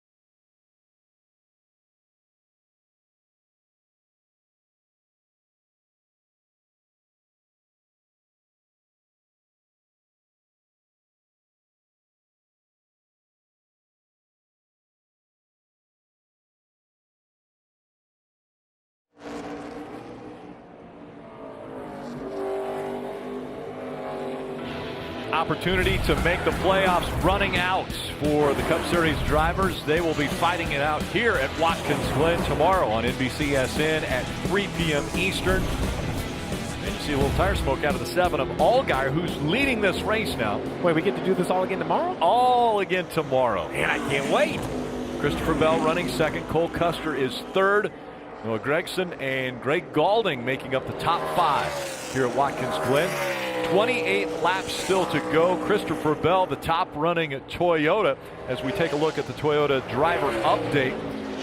Currently running second, started 4th. He has led laps, has run up in the first position, but also has been all the way back in 28th. He has been the one of the big 3 of the Xfinity Series drivers who hasn't had an issue. Yeah, and you mentioned the big 3. We said, oh, well, it's a road course. They're not going to be up front. It's going to be totally different. And they're 1, 2, and 3. And now I know we're in a little bit of a pit stretch window with Blaney and some other cars and Allmendinger, but these 3 always seem to find their way to the front. Now, I know Allgaier is going to appreciate you putting him into the big three, but Tyler Reddick would be the other one. I'm thinking of the big three from last year. Allgaier won 5 races last year. The poor guy hasn't won a race, but maybe today could be the one. You see at the top of your screen the penalty issue for Brandon Jones driving through more than 3 pits. We talked about pitting backwards and the driver actually being away from pit wall. Normally, he comes down pit wall, he's over to the left. This time, he's a whole car width away.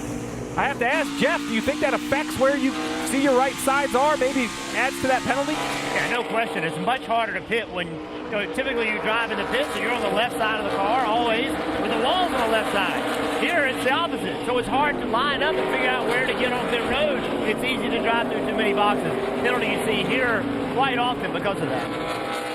Well, look back, some tight racing once again. You see Cindric and Briscoe fighting it out. Maybe a little contact there between the two.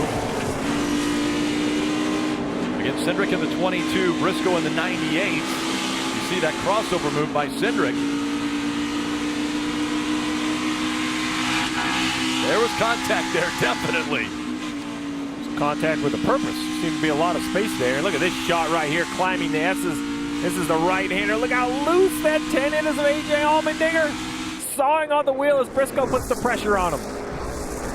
Yeah, I think this is the key thing to be thinking about for these drivers is Blaney in front of them, way wide through the grass. Ryan Blaney through the grass, Allmendinger to the outside. These are all guys feeling like they're racing for the win. Remember, these were our leaders before the cycles of pit stop started happening. Cindric is the guy who's way out in front. Allmendinger trying to get around Blaney here and chase him down. Right here, Blaney holding him off very well. Allmendinger going to be an aggressive driving in the corner here, turn 7. That's a really aggressive move. They're going to go side by side down the front stretch. Allmendinger knows 26 to go. He sees Cindric out front there. He has to get by this 12 of Blaney. It's going to be who can break deeper into turn 1. Both smoke the tires as they continue to be door to door. As Briscoe wants to get in the action. Side by side into turn 2. It's going to be Allmendinger who'll slide by Blaney, pick up the spot, and you're on board with Chase Briscoe. He's right behind Blaney. He wants to do the same thing that Allmendinger just did. He's got to make up some ground. That's a tight battle now exiting turn 4. Incredible how hard Blaney raced Allmendinger right there, not wanting to give up that position. Allmendinger, though, gets clear, moving away. Now he sets sail to try to chase down Cindric, who's several car lengths out in front. That could be the battle for the race lead if this goes green and we cycle through. Allgaier out of the lead. And remember, Austin Cindric has a ton of experience on road courses, Kelly. You see Christopher Bell there in the 20 has given up the second position to make what should be his final pit stop. It was 4 tires, Marty. Time for the top 5 guys to come to pit road, including Cole Custer, who is on pit road right now. As you see, they go with 4 tires. I'm wondering if Mike Shiplett might have wanted to go fuel only here, but they noticed a couple of times that Cole locked up the tires on the track. Remember, started at the back of the field in a backup car. He's made an impressive recovery today. We'll see where he cycles out with the leaders, but track position changing on the racetrack with what might be the final stops of the day. And you saw right there as the 20 was leaving pit road, the 22 of Cindric goes by. The 22 should keep the race lead as these pit stops continue to cycle.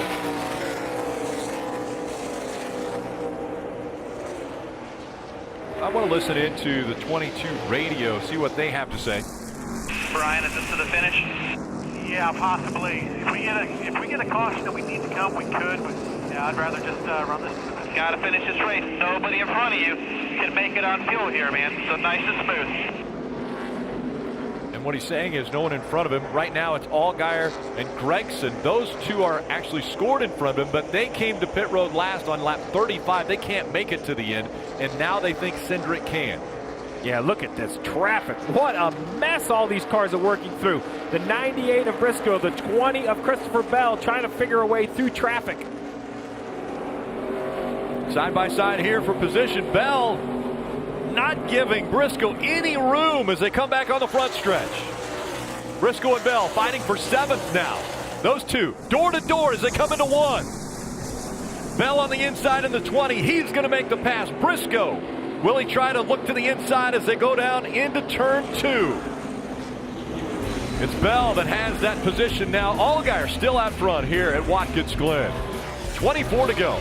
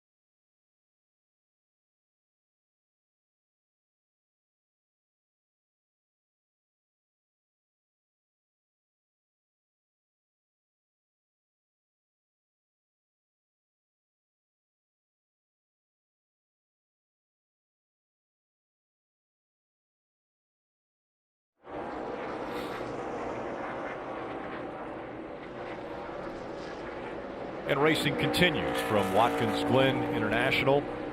21 laps to go. It is Allgaier. You see him smoking the tire there a little bit as he makes his way through 7 and back onto the front stretch. He was on pit road on lap 35. He has a 33-second lead right now over Austin Cindric, who, by the way, has been to pit road and thinks he can make it all the way. So, Steve, is there any way that Allgaier can make it to the end, maybe with a splash and go, and be able to stay in front of Cindric? Well, the concern that Allgaier has right now with those 27 laps he has on his tires, you see on the left-hand side of your screen, his lap times currently are slower than Cindric, Allmendinger, Bell, the cars that he's going to have to stay in front of. So while a gas only would perhaps keep him in the lead, I don't think he could hold it over the closing 20 laps. I think Jason Burnett is hoping that he's going to put 4 tires on, have the freshest tires, be somewhere in the top 5, or maybe get a yellow to bunch the cars back up and put the race back into the hands of his driver and tell Justin Allgaier, go get him. Remember, this combination has won 2 of the last 3 road course races, so we talk about getting off strategy. This is off strategy running along like this. And Steve, their plan was to try and run this stint all the way to the end, but as you alluded to, the tires just giving away too much, so they're going to bring him down this time and try to change tires and fuel and keep him out front. So obviously they're going to need a really quick stop here for Allgaier as you see him now slowing and peeling off the racetrack. I like that strategy, Dylan. You got to adapt, right? You have to understand the lap time, so as Allgaier turns onto pit road, he's going to stop in front of Dylan here. Now they need to have a clean stop. We've seen some penalties. We've seen the drivers driving through too many boxes. Justin Allgaier turns right into the box, stops on his sign. They're looking for a clean 4-tire stop. Left sides look pretty clean right here. Fuel going in. You know, this is awkward. It's backwards. It looks funny because it is funny. The driver's normally on the other side. The car's normally heading in the opposite direction. We're going to change the right side tires, clean the grill, and as the 7 leaves, we're going to see Cindric has already gone by on the racetrack. Here comes the 10 of Allgaier on the racetrack. So as we get a little wider as he goes into turn 1, there you go. There's the 20 of Christopher Bell. That's the 4th place car. Blaney is the 5th place car. He's going to cycle in just outside the top 5, but with brand new tires in 19 laps. Okay, buddy, you want positions, go get them. Now, how far back will he be? That's going to be the question. How close can he stay to Austin Cindric, Allmendinger, Bell, and Blaney? Those are the cars that he will have to get by if he wants to get this win at the Glen. It'd be the first win for Justin Allgaier in 2019. He's been fighting valiantly, but has not been able to get to victory lane. We'll see how hard he uses those 4 tires. And I thought he was so good. I had him on one of the big 3. I mean, he won 5 races last year. This is a team that expects to win. You see Christopher Bell right here. Let's take a look at this 20. He had a battle with Ryan Blaney in the 12. Look at this battle right here. This is going into the inner loop, up over the curbing, the bouncing that we've already seen taking the toll on the car, and that's a slide job in a different sort of way right there. That's sliding for your life. The 12 does gather it up, but he leaves the door open for the 20 of Bell. Another look right here from high above. This is a car that's wrecked and didn't wreck right here. That's a great move by Christopher Bell to make that pass when the mistake happened for Ryan Blaney. You see the 7 of Allgaier getting by the 12 of Blaney, so Allgaier back up to 4th. Now the gap is 7.8 seconds behind Cindric. He's going to be able to continue to click off faster laps if he doesn't have traffic in front of him. He clears the bell right now, Rick. He's gotten around the 12 of Ryan Blaney. I like what Stevie said. Go get him. Right now, it's Justin Allgaier standing tall in the saddle trying to track down these leaders. Yeah, that's a lot of laps, but I don't know. He's a little slow into that bus stop here. The 12 is braking there so good in the bus stop. I thought the 7 was going to miss the corner. But you see on corner exit, the 7 has great drive off with those newer tires. He's going to have good speed here. I think it's too much to overcome without a caution. If he gets that caution, though, he has much newer tires than everybody in front of him. That's 7 laps newer than Christopher Bell. That's the next guy in front of him. Now he's got to track him down. But have to make lap time. Like you said, Junior, may need a caution in order to get all the way to Cindric. And Rick, I can't tell you how tough that is to leave your driver on the racetrack for 13 extra laps. Jason Burnett had a plan. He stuck with it as we see the leader, Austin Cindric, exiting 1. He exits 1, and he's on the entrance to turn 2, the right-hander. And Austin Cindric's going for his first win of 2019. But when he looks over his shoulder, he's got a fast-closing A.J. Allmendinger, who's about a second behind him. Allmendinger in the 10 behind the 22. They leave the complex set of S's and set up for another complex set of corners. 17 laps to go, coming to 16 to go. Allmendinger is 74.66 that last lap to a 75.22 at your leader, Cindric. He's going to get there, and I think the closer he gets, and as Cindric starts to see Allmendinger get closer, he's going to make more mistakes. That's the hope, that you can pressure that 22 into making a mistake. You know Allmendinger is going to be pushing hard. That's his personality. That's who he is. Going to drive really hard to see how much speed he can carry into the corner. Way deep in the corner, use all the racetrack, get to the left side of the curve, accelerate hard. Now coming to turn 7, again out to the left, now all the way down the curve, back in the throttle. Looks like he made some more ground on Cindric that lap. As they come up to the start-finish line, Cindric, what's the gap? It was 1.1 seconds. It's 1.4 now, so Allmendinger lost 0.3 of a second on that lap, but he's going to try to gain it all back as he gets ready to go up through the S's. Cindric, Allmendinger, Bell, and Allgaier the top 4 as we go NASCAR nonstop. You're not going to miss a second.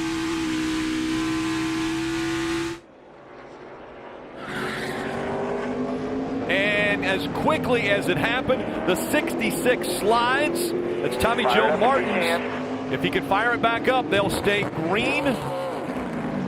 He does and keeps going. A wild ride for Tommy Joe Martins, though. That was into turn 1. You see all the smoke. And we're going to take another look at what took place. Tommy Joe Martins again trying to brake going into 1. Loses control, slides, actually makes a little contact there, but we stay green.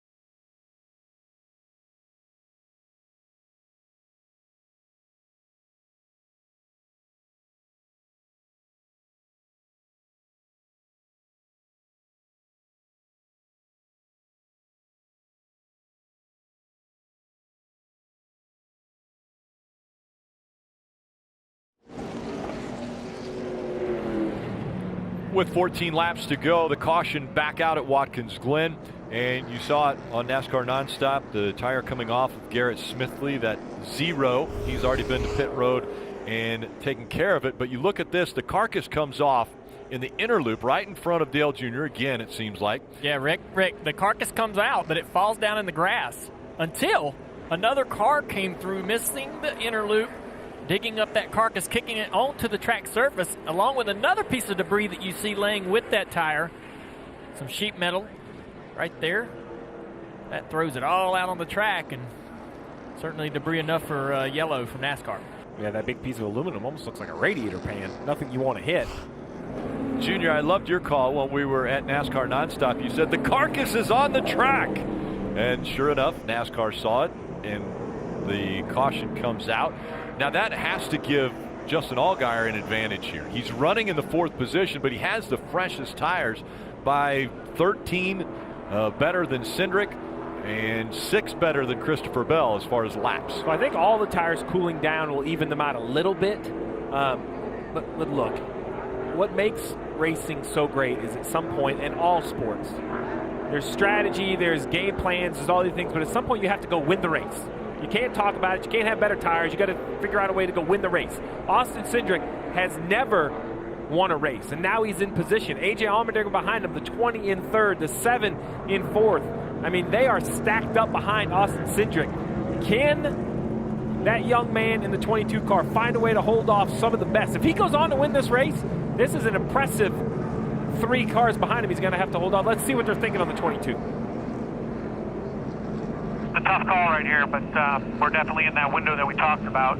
How do you feel about your car? Are you good enough that you think with the lead you can hold these guys off? Honestly, man, I'm thinking Sabres. Yeah, I'm with you on that. As long as you're confident in it, I'm with you. It's going to be an interesting 10 laps, but I think it's probably the right call.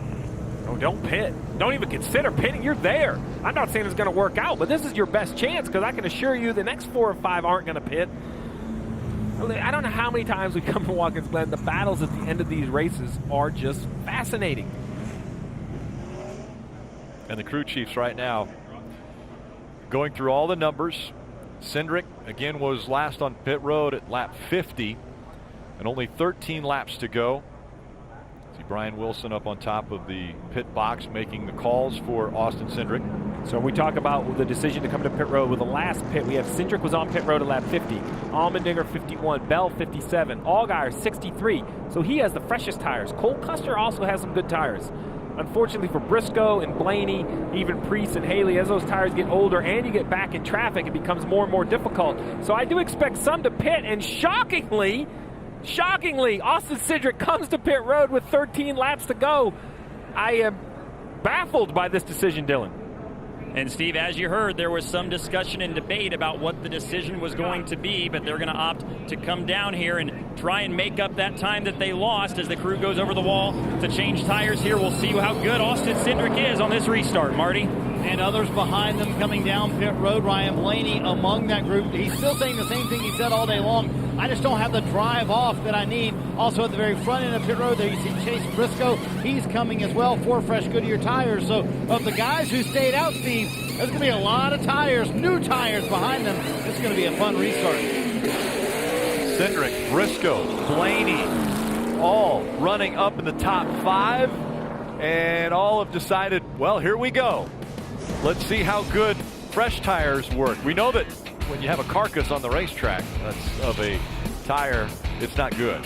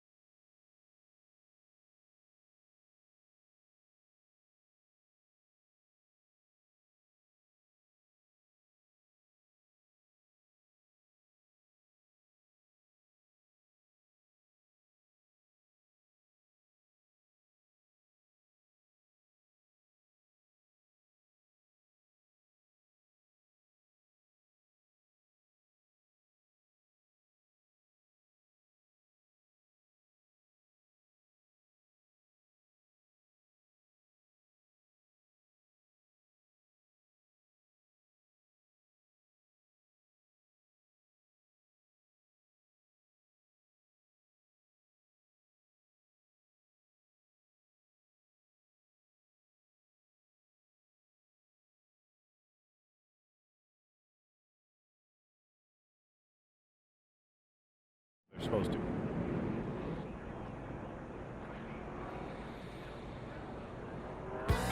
Bringing the whole family to a NASCAR race has never been easier or cheaper. Kids 12 and under are free for every Xfinity and Gander Outdoor Truck Series race on the schedule. Go to visit NASCAR.com/kids tickets to learn more. Kids having a lot of fun making memories here at the racetrack. Dylan. Rick, we've caught up with Brian Wilson, who's calling the shots for Austin Cindric. So you picked from the lead there. Why that decision? Yeah, that was a tough call right there. I didn't like the fact that the second row had fresher tires than us. We actually talked about this scenario before the race. We felt like this was enough laps to where tires matter. I like where we're lining up right here, but it's going to be an interesting 10 laps to see if we can get back to the front. Yes, it is. Thanks, Brian. That is a tough decision. I'll be frank, I don't like it. I like track position, but it sounds like that Brian and his driver, Austin Cindric, have had this discussion, and we talk about relationships. The driver and the crew chief have to be on the same page. I don't like the page they're on, but I think the driver and the crew chief agree, and that's really the key because it's up to this young man driving the 22 now. He's going to start on the inside, and when they drop the green, he's going to have to dispose of 4 or 5 cars very quickly or get some yellows if he thinks he's going to have a chance to catch Allmendinger, Bell, Allgaier, and Custer.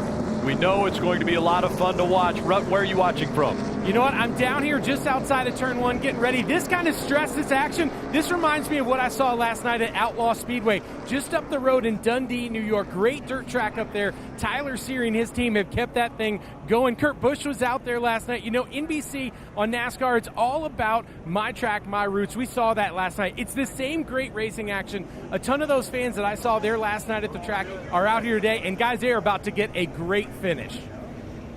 It's going to be a 10-lap shootout. When they come back by, do you think we can get all the way through 10 laps without another caution, Steve? Definitely have a car wreck. The question is, will they stay fired up? So interestingly enough, the inside line here is the right-hand side, but Allmendinger, the leader of the race, has chosen driver left. I just assume that's because he feels he's going to have the best climb through the S's. That puts Christopher Bell on what would be driver's right. Behind him, Allgaier and those better tires. I look for Allgaier to push the issue and push it very quickly here down into turn 1. Allmendinger gets to dictate when they go. When they get into the restart zone, it's his decision. Allmendinger and Bell making up row 1. Allmendinger in the 10 on the outside. Bell in the 20 on the inside. Allgaier with those fresher tires in the 7. He'll be on the inside of row 2. Back up through the gears they go. They'll dive into turn number 1. No advantage between Bell and Allmendinger. Allmendinger off track. They spin behind him. The 11 of Haley goes around. Contact was made. Smoke all over the place. No caution yet. There's a lot of damage on one of the cars, though, as it sits just outside of turn 1. If it can't get fired back up again, they won't be able to continue around. Down the back straightaway, headed toward the inner loop. Look who's in this battle in the top 3 now, Reddick. And the caution is out, folks. Caution is out for that car stopped over there in turn 1. And a huge break for the 22. That's what he needed. He got 2 or 3 positions through that melee in turn 1, and now he'll line up somewhere 5th or 6th. So perhaps that call for tires might pay off as we see huge damage on the 93 for Bilicki. Josh Bilicki, guy who's been a part of sports car racing, had a lot of success on road courses, but the problem there were so many cars fighting for real estate as they got into turn number 1. It was a melee. You see right here, Justin Haley, the 3rd car closest to you on the screen, gets put 3 wide. And then right here, Briscoe from way back gets down in there just too deep, makes contact, but funny, behind him there was another issue with the 8, the 19 spin. I think there was 3 separate wrecks that turned into 1 yellow.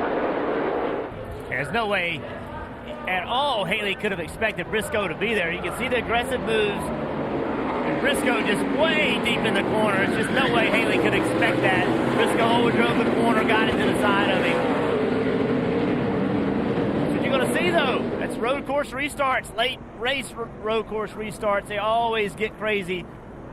Cindric in that 22, Jeff, doing a nice job turning left and avoiding the spinning car of Justin Haley. He went from 9th to 6th on just a few sets of corners. The big contact for Bilicki was into the door of the 11 of Justin Haley. That's where all the damage took place, right there. They also caught the 19 of Brandon Jones. We ride along with Allmendinger. On the right side, got a push coming. 2x2 only. 2x2 only. Still only 2x2 covered inside. This is the advantage of being on the outside is you have this runoff room. So you can keep the car wound up, use all this. You see the 20 kind of out there. He's going to clear him. That is why he lined up on the left side of that lineup. Right here, you look, everything's fine, everything's fine. Never even sees it coming. The 98 of Briscoe gets him in the left rear, and then, oh, heavy contact. Watch him in front here, still inside, to your right, to your right, to your right. Guess what, Rick? This one's not going to be any smoother. Yeah, that was Haley trying to get back up through the gears, and look at all the damage to Haley. So, guys, I have a question for the drivers out there. Junior, Burton, is this an advantage for Cindric, or did he need the laps to have the tires work for him? I just feel like that, you know, if he could get more people on that restart right there, he was in a bad position as far as being in the outside line. I think if he could prefer, he'd line up on the inside and be able to charge down into that first turn and take at least a row out of the equation immediately. Yeah, he had come out of there pretty well, but I still don't think under green flag conditions he could run Allmendinger down. Because remember, with only 10 laps left to go, he's still got to pass people. That's going to eat time up. So I think overall this caution is probably positive for him. However, we just saw what happens in turn one. He's got to come out of turn one clean to have a shot. Kelly. Chad Kendrick calls the shots for the leader, A.J. Allmendinger, and he made the tough choice, he said, of keeping him out under that last caution. So how confident, Chad, are you that A.J. can continue to hold off fresher tires behind him? Well, A.J.'s pretty good at this stuff, and yeah, I would have liked a little more of a buffer than we got, but fresh tires are lining up P6. We're lining up the leader, and we got the best driver, so I'm hoping he can hold him off. I think he can. The crew chief in me says he can. We'll have to find out. All right, thank you, Chad. I like the way you put that, Rick. AJ's pretty good at this stuff. Yes, he is. Allmendinger with 2 wins in the Xfinity Series. He's been to victory lane at a road course. This was the wild ride that Justin Haley had as we ride along with the helmet cam. Not only the spin, but the contact right there.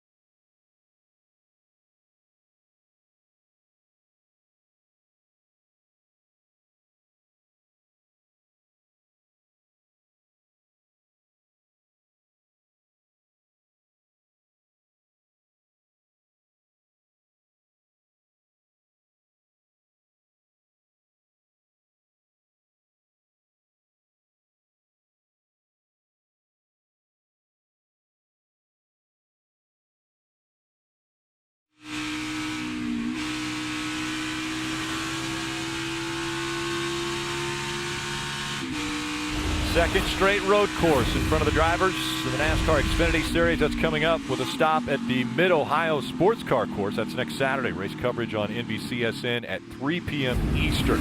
More road course racing. more road course racing.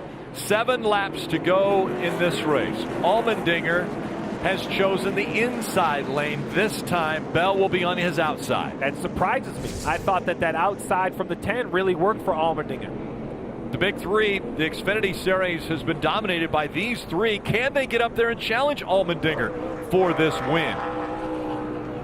We're about to find out. Allmendinger again in the 10 on the inside. Bell on his outside. Bell has said, I'm not a great road course racer. Well, today he could change his own mind. Green flag back in the air. Here comes Tyler Reddick looking to the inside with the 2. Allmendinger swings a little bit wide. Allgaier, and now in front of him, Allgaier trying to take the spot away, trying to take second. They fight coming in, and around goes the 20. Bell sideways. He keeps it straight. They keep going. They all stack it up coming into turn number 2. What a move by Allgaier. Up the gut. Sliding Bell out of the way, and that's allowed Austin Cindric to get away with the lead in the 22. Okay, you see the tire row up there with the 7, Allmendinger, but Cindric with all those new tires is in the position that he wants to be in. Running second with an opportunity to run down our leader. He's just got a long ways to go before he'll be able to do it. He got the track position he wanted, but all of that chaos allowed Allmendinger to get out on him, so he's going to have to hit it perfectly. You see Bell out of the groove, way high. He's got to be upset. Got run into in the S's. Now he's trying to battle back, get the position back. You see Bell inside the 2 of Reddick, but what a move by Cindric to get through that up the S's. He threaded the needle, and for that reason, he's cleared into the 2nd position as Reddick and the 20 continue to battle for the 4th position. Right on the back bumper. And so Bell trying to hold off that 2 of Tyler Reddick. He wiggles a bit, but what a restart it was. Now you see Allgaier's in the middle there in the bright red orange car. He has nowhere to go. Bell tries to get on the racetrack. Allgaier can't move over. And then a great job by everyone involved to not run the 20 over. And look at the 22. Basically in the grass, he has cleared him, and that gives him the track position. But now it's about lap time. The 22 has the fresher tires. Can the 20-year-old run down the road course veteran of A.J. Allmendinger? A.J. Allmendinger through the inner loop. Coming to 5 laps to go. Cindric with those new tires, trying to run him down, trying to make up ground.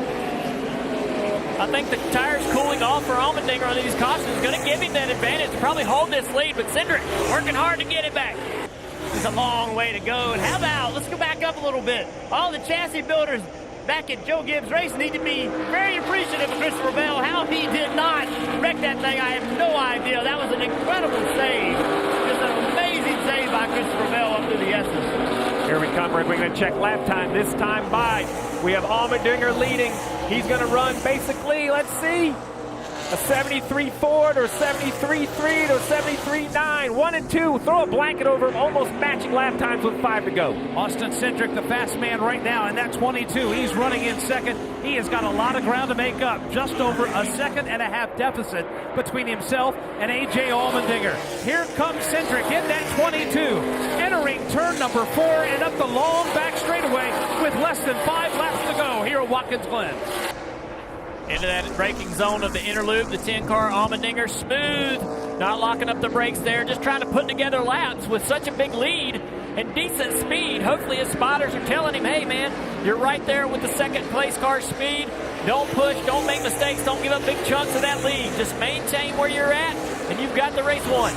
That's one of the hardest things to do as a junior. You want to be able to push hard, but you can see right there's no question Austin Cindric is running him down. Is it enough time? I don't know. Cindric ran the fastest lap of the race for him that last lap. So Cindric is going to be applying the pressure. Allmendinger can make no mistake. Sports can give you the highs and lows. It was Daytona where College Racing got their very first win in the Xfinity Series.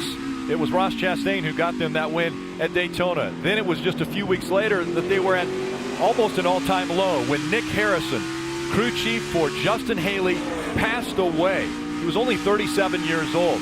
They were at an all-time low. Now trying to battle back and have another high. Colleague racing driver A.J. Allmendinger out in front here at Watkins Glen, under 4 laps of racing to go. He gave up about 4/10 to Cindric that last lap. As you see, Cindric getting closer. Looks like a pretty clean inner loop for your leader. And now here comes Cindric into the carousel trying to make gains. These are parts of the racetrack, the high-speed parts of the racetrack where those tires may take up some of that ground.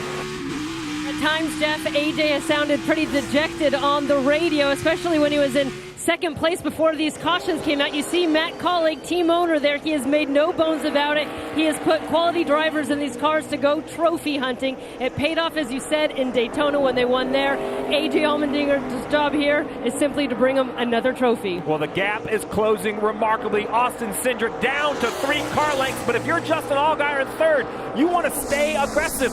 We've seen how difficult it is to pass. As this 22 pushes the issue, there could be contact. Doing your thing, baby. He can't catch you. Keep doing it. Less than 3 laps to go. Here they come up into the S's. AJ Allmendinger in the 10-year leader. Austin Cindric is tracking him down. The separation is down to 5 car lengths. It's down to 4 car lengths. Less than 3 to go, and this is the battle for the win at the Glen. Trying to make ground in this braking zone. Cindric into the interloop. You see him charge and close that gap on your leader. Running really well here through the interloop. He's almost to the bumper of Allmendinger. Allmendinger stretches it just a little bit in throttle here, rolling this carousel. Allmendinger trying to keep it tidy, trying to get good drive off and extend that lead if possible down this straightaway. Not as good as drive as Cindric, though. Cindric's going to have a ton of pressure applied to Allmendinger down here in turn 6, showing him he wants a spot, sticking his nose out just a little bit. Going to be all over him coming off 6. Let's see what he does in 7. Can he set him up to make the pass in turn 1? And the gap is eliminated. Austin Cindric now to the back bumper of the 10 of AJ Allmendinger. Will he try to outbreak him as they go into 1? 2 laps of racing to go from the Glen. Here comes Cindric as he works his way into 1. Now it's still just feet as he looks to the inside, trying to take the lead away as they go into 2. Allmendinger tries to throw the block into 2, and Cindric will force the issue. But it's Dinger strong in the outside. He'll keep Cindric in the rearview mirror. These 2 battling for the win. Here's Cindric. He'll look outside. He'll look inside. He's given AJ Allmendinger the business out of turn 4. Cindric is definitely close enough to make a move here, and there's the block. Allmendinger makes it impossible for him to go the inside. Allmendinger getting all kinds of pressure here as they exit into the carousel. He gives him the bumper. Cindric on his bumper pushes him up out of the groove, making the pass. He's going to clear. He's going to take the lead now. What will Allmendinger do on corner exit? Did he move him far enough away? He used the bumper. That gave permission for Allmendinger. Allmendinger right on his rear bumper. Will he use his front bumper in 6? Little bit of contact, pushing him. Moon drives him in the corner deep, drives underneath him. Going to move past Cindric. Can Cindric stay close enough to him to return the favor? Whoever has the last attempt at the bumper is going to win this one. Now he moves to the inside. The white flag is out, side by side. Cindric out in front again. Austin Cindric looking for his first ever win in the Xfinity Series. 1 lap to go, presented by Credit One Bank. They dive deep into turn number 1. Cindric slides into 10 wide. Dinger goes wider. Here they come now into turn 2. Into the S's for the final time at Watkins Glen. Cindric trying to hang on to the race car, but AJ Allmendinger is there. He is on the back bumper. This is the battle for the win. Dinger wants the inside, and Cindric will not let him have it. Amazing run through the S's for Allmendinger, but Cindric pulling away toward the braking zone. AJ is not close enough to be able to do anything here in the interloop. Through the interloop, Cindric looks in the mirror, hoping to see a gap between him and Allmendinger to be able to get comfortable through this carousel. No mistakes for the 22 through the carousel on corner exit, driving away, extending that lead. Austin Cindric now has a big enough gap on Allmendinger. He can just be cool, be smart. You do not have to overdrive turn 6 to stay far enough away from him. Job done. Now set up turn 7, comes in a checker. Brian Wilson, the crew chief, made the call, brought him to pit road for fresher tires. The 20-year-old makes the final turn. He comes in front of the grandstands. He'll get his first Xfinity Series win. Austin Cindric does it at the Glen. Yeah! Thank you! Yes, I love you guys! Hell of a job, kid. Hell of a job, man.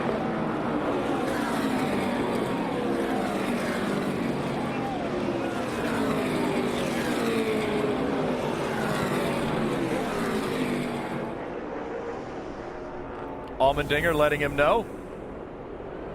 Congratulations. First career win for Austin Cindric. And what a battle it was. And Steve, everyone around the course actually brought this up, but turnabout fair play. If you're going to use the bumper on me, I'm going to use the bumper on you. And that's how you do it. That's how you push somebody up out of the way without wrecking them. That's great hard racing. You see all the competitors congratulating Austin Cindric. They know how much it means to get your first win. And you mentioned the call by Brian Wilson. I didn't like it. I thought, keep the track position. He didn't. He knew he needed tires. He said they talked about it beforehand. And those tires are what made these moves possible for Austin Cindric. You mentioned the bumper. Well, here was the first shot right here. He moves the 10 up into the carousel. Yeah, he moved him out of the way. Perfectly fine, good racing right there. Put the chrome horn to him, up out of the groove. Yeah, then down here, A.J. Allmendinger putting the bumper to Cindric. And Cindric way off course, and I think now Allmendinger, it's his race to win. But Allmendinger drives into turn 7 and misses the corner. Right here he turns and doesn't get, see right there? He had major issues, and that allowed Cindric to get the run back on him. What is it about the Glen that gives us these finishes time after time? And you see the dejection. There is A.J. Allmendinger. Was close. We'll give you a better pace. Work with everybody. What a great battle. And remember, A.J. Allmendinger, yes, he's a part-time racer. Doesn't race a lot of races, but he does a great job broadcasting as well. He's a part of the NBC broadcast team for motorsports. What a performance he put on today, making this 20-year-old earn his first win in the Xfinity Series. All right, come on, Austin. You're going to have to give us a better burnout than that one at the start-finish line. Let's see some celebration. There you go.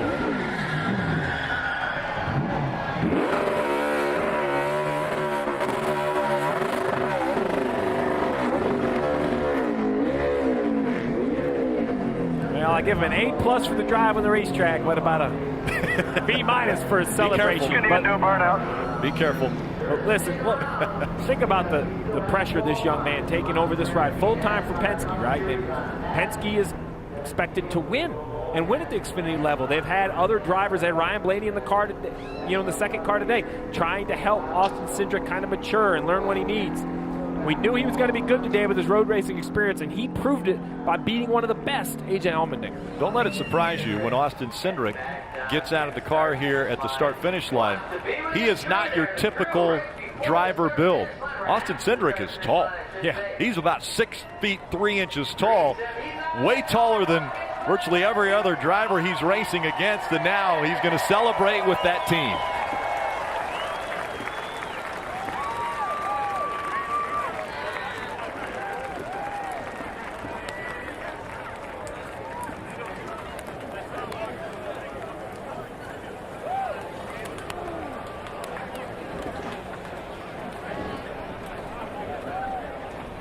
He'll bring the helmet off, and we will talk to the winner here at the Glen, Rutledge. Take it away. Here he is. Austin Cindric climbs out after that first win here in the Xfinity Series. Man, a long time coming. You did it. Congratulations. Yes! This is awesome. Oh, man. I got so many people to thank to be here. First of all, I shouldn't pick up 200-pound plus men. That's heavy. But man, you fans are awesome. Thank you for coming to Watkins Glen every single year. This is why you guys come. Thank you to Moneyline. They're just down the road in New York City. Oh man. Thank you to Discount Tire, Menards, Team Penske, Roger Penske, everything those guys have done for me.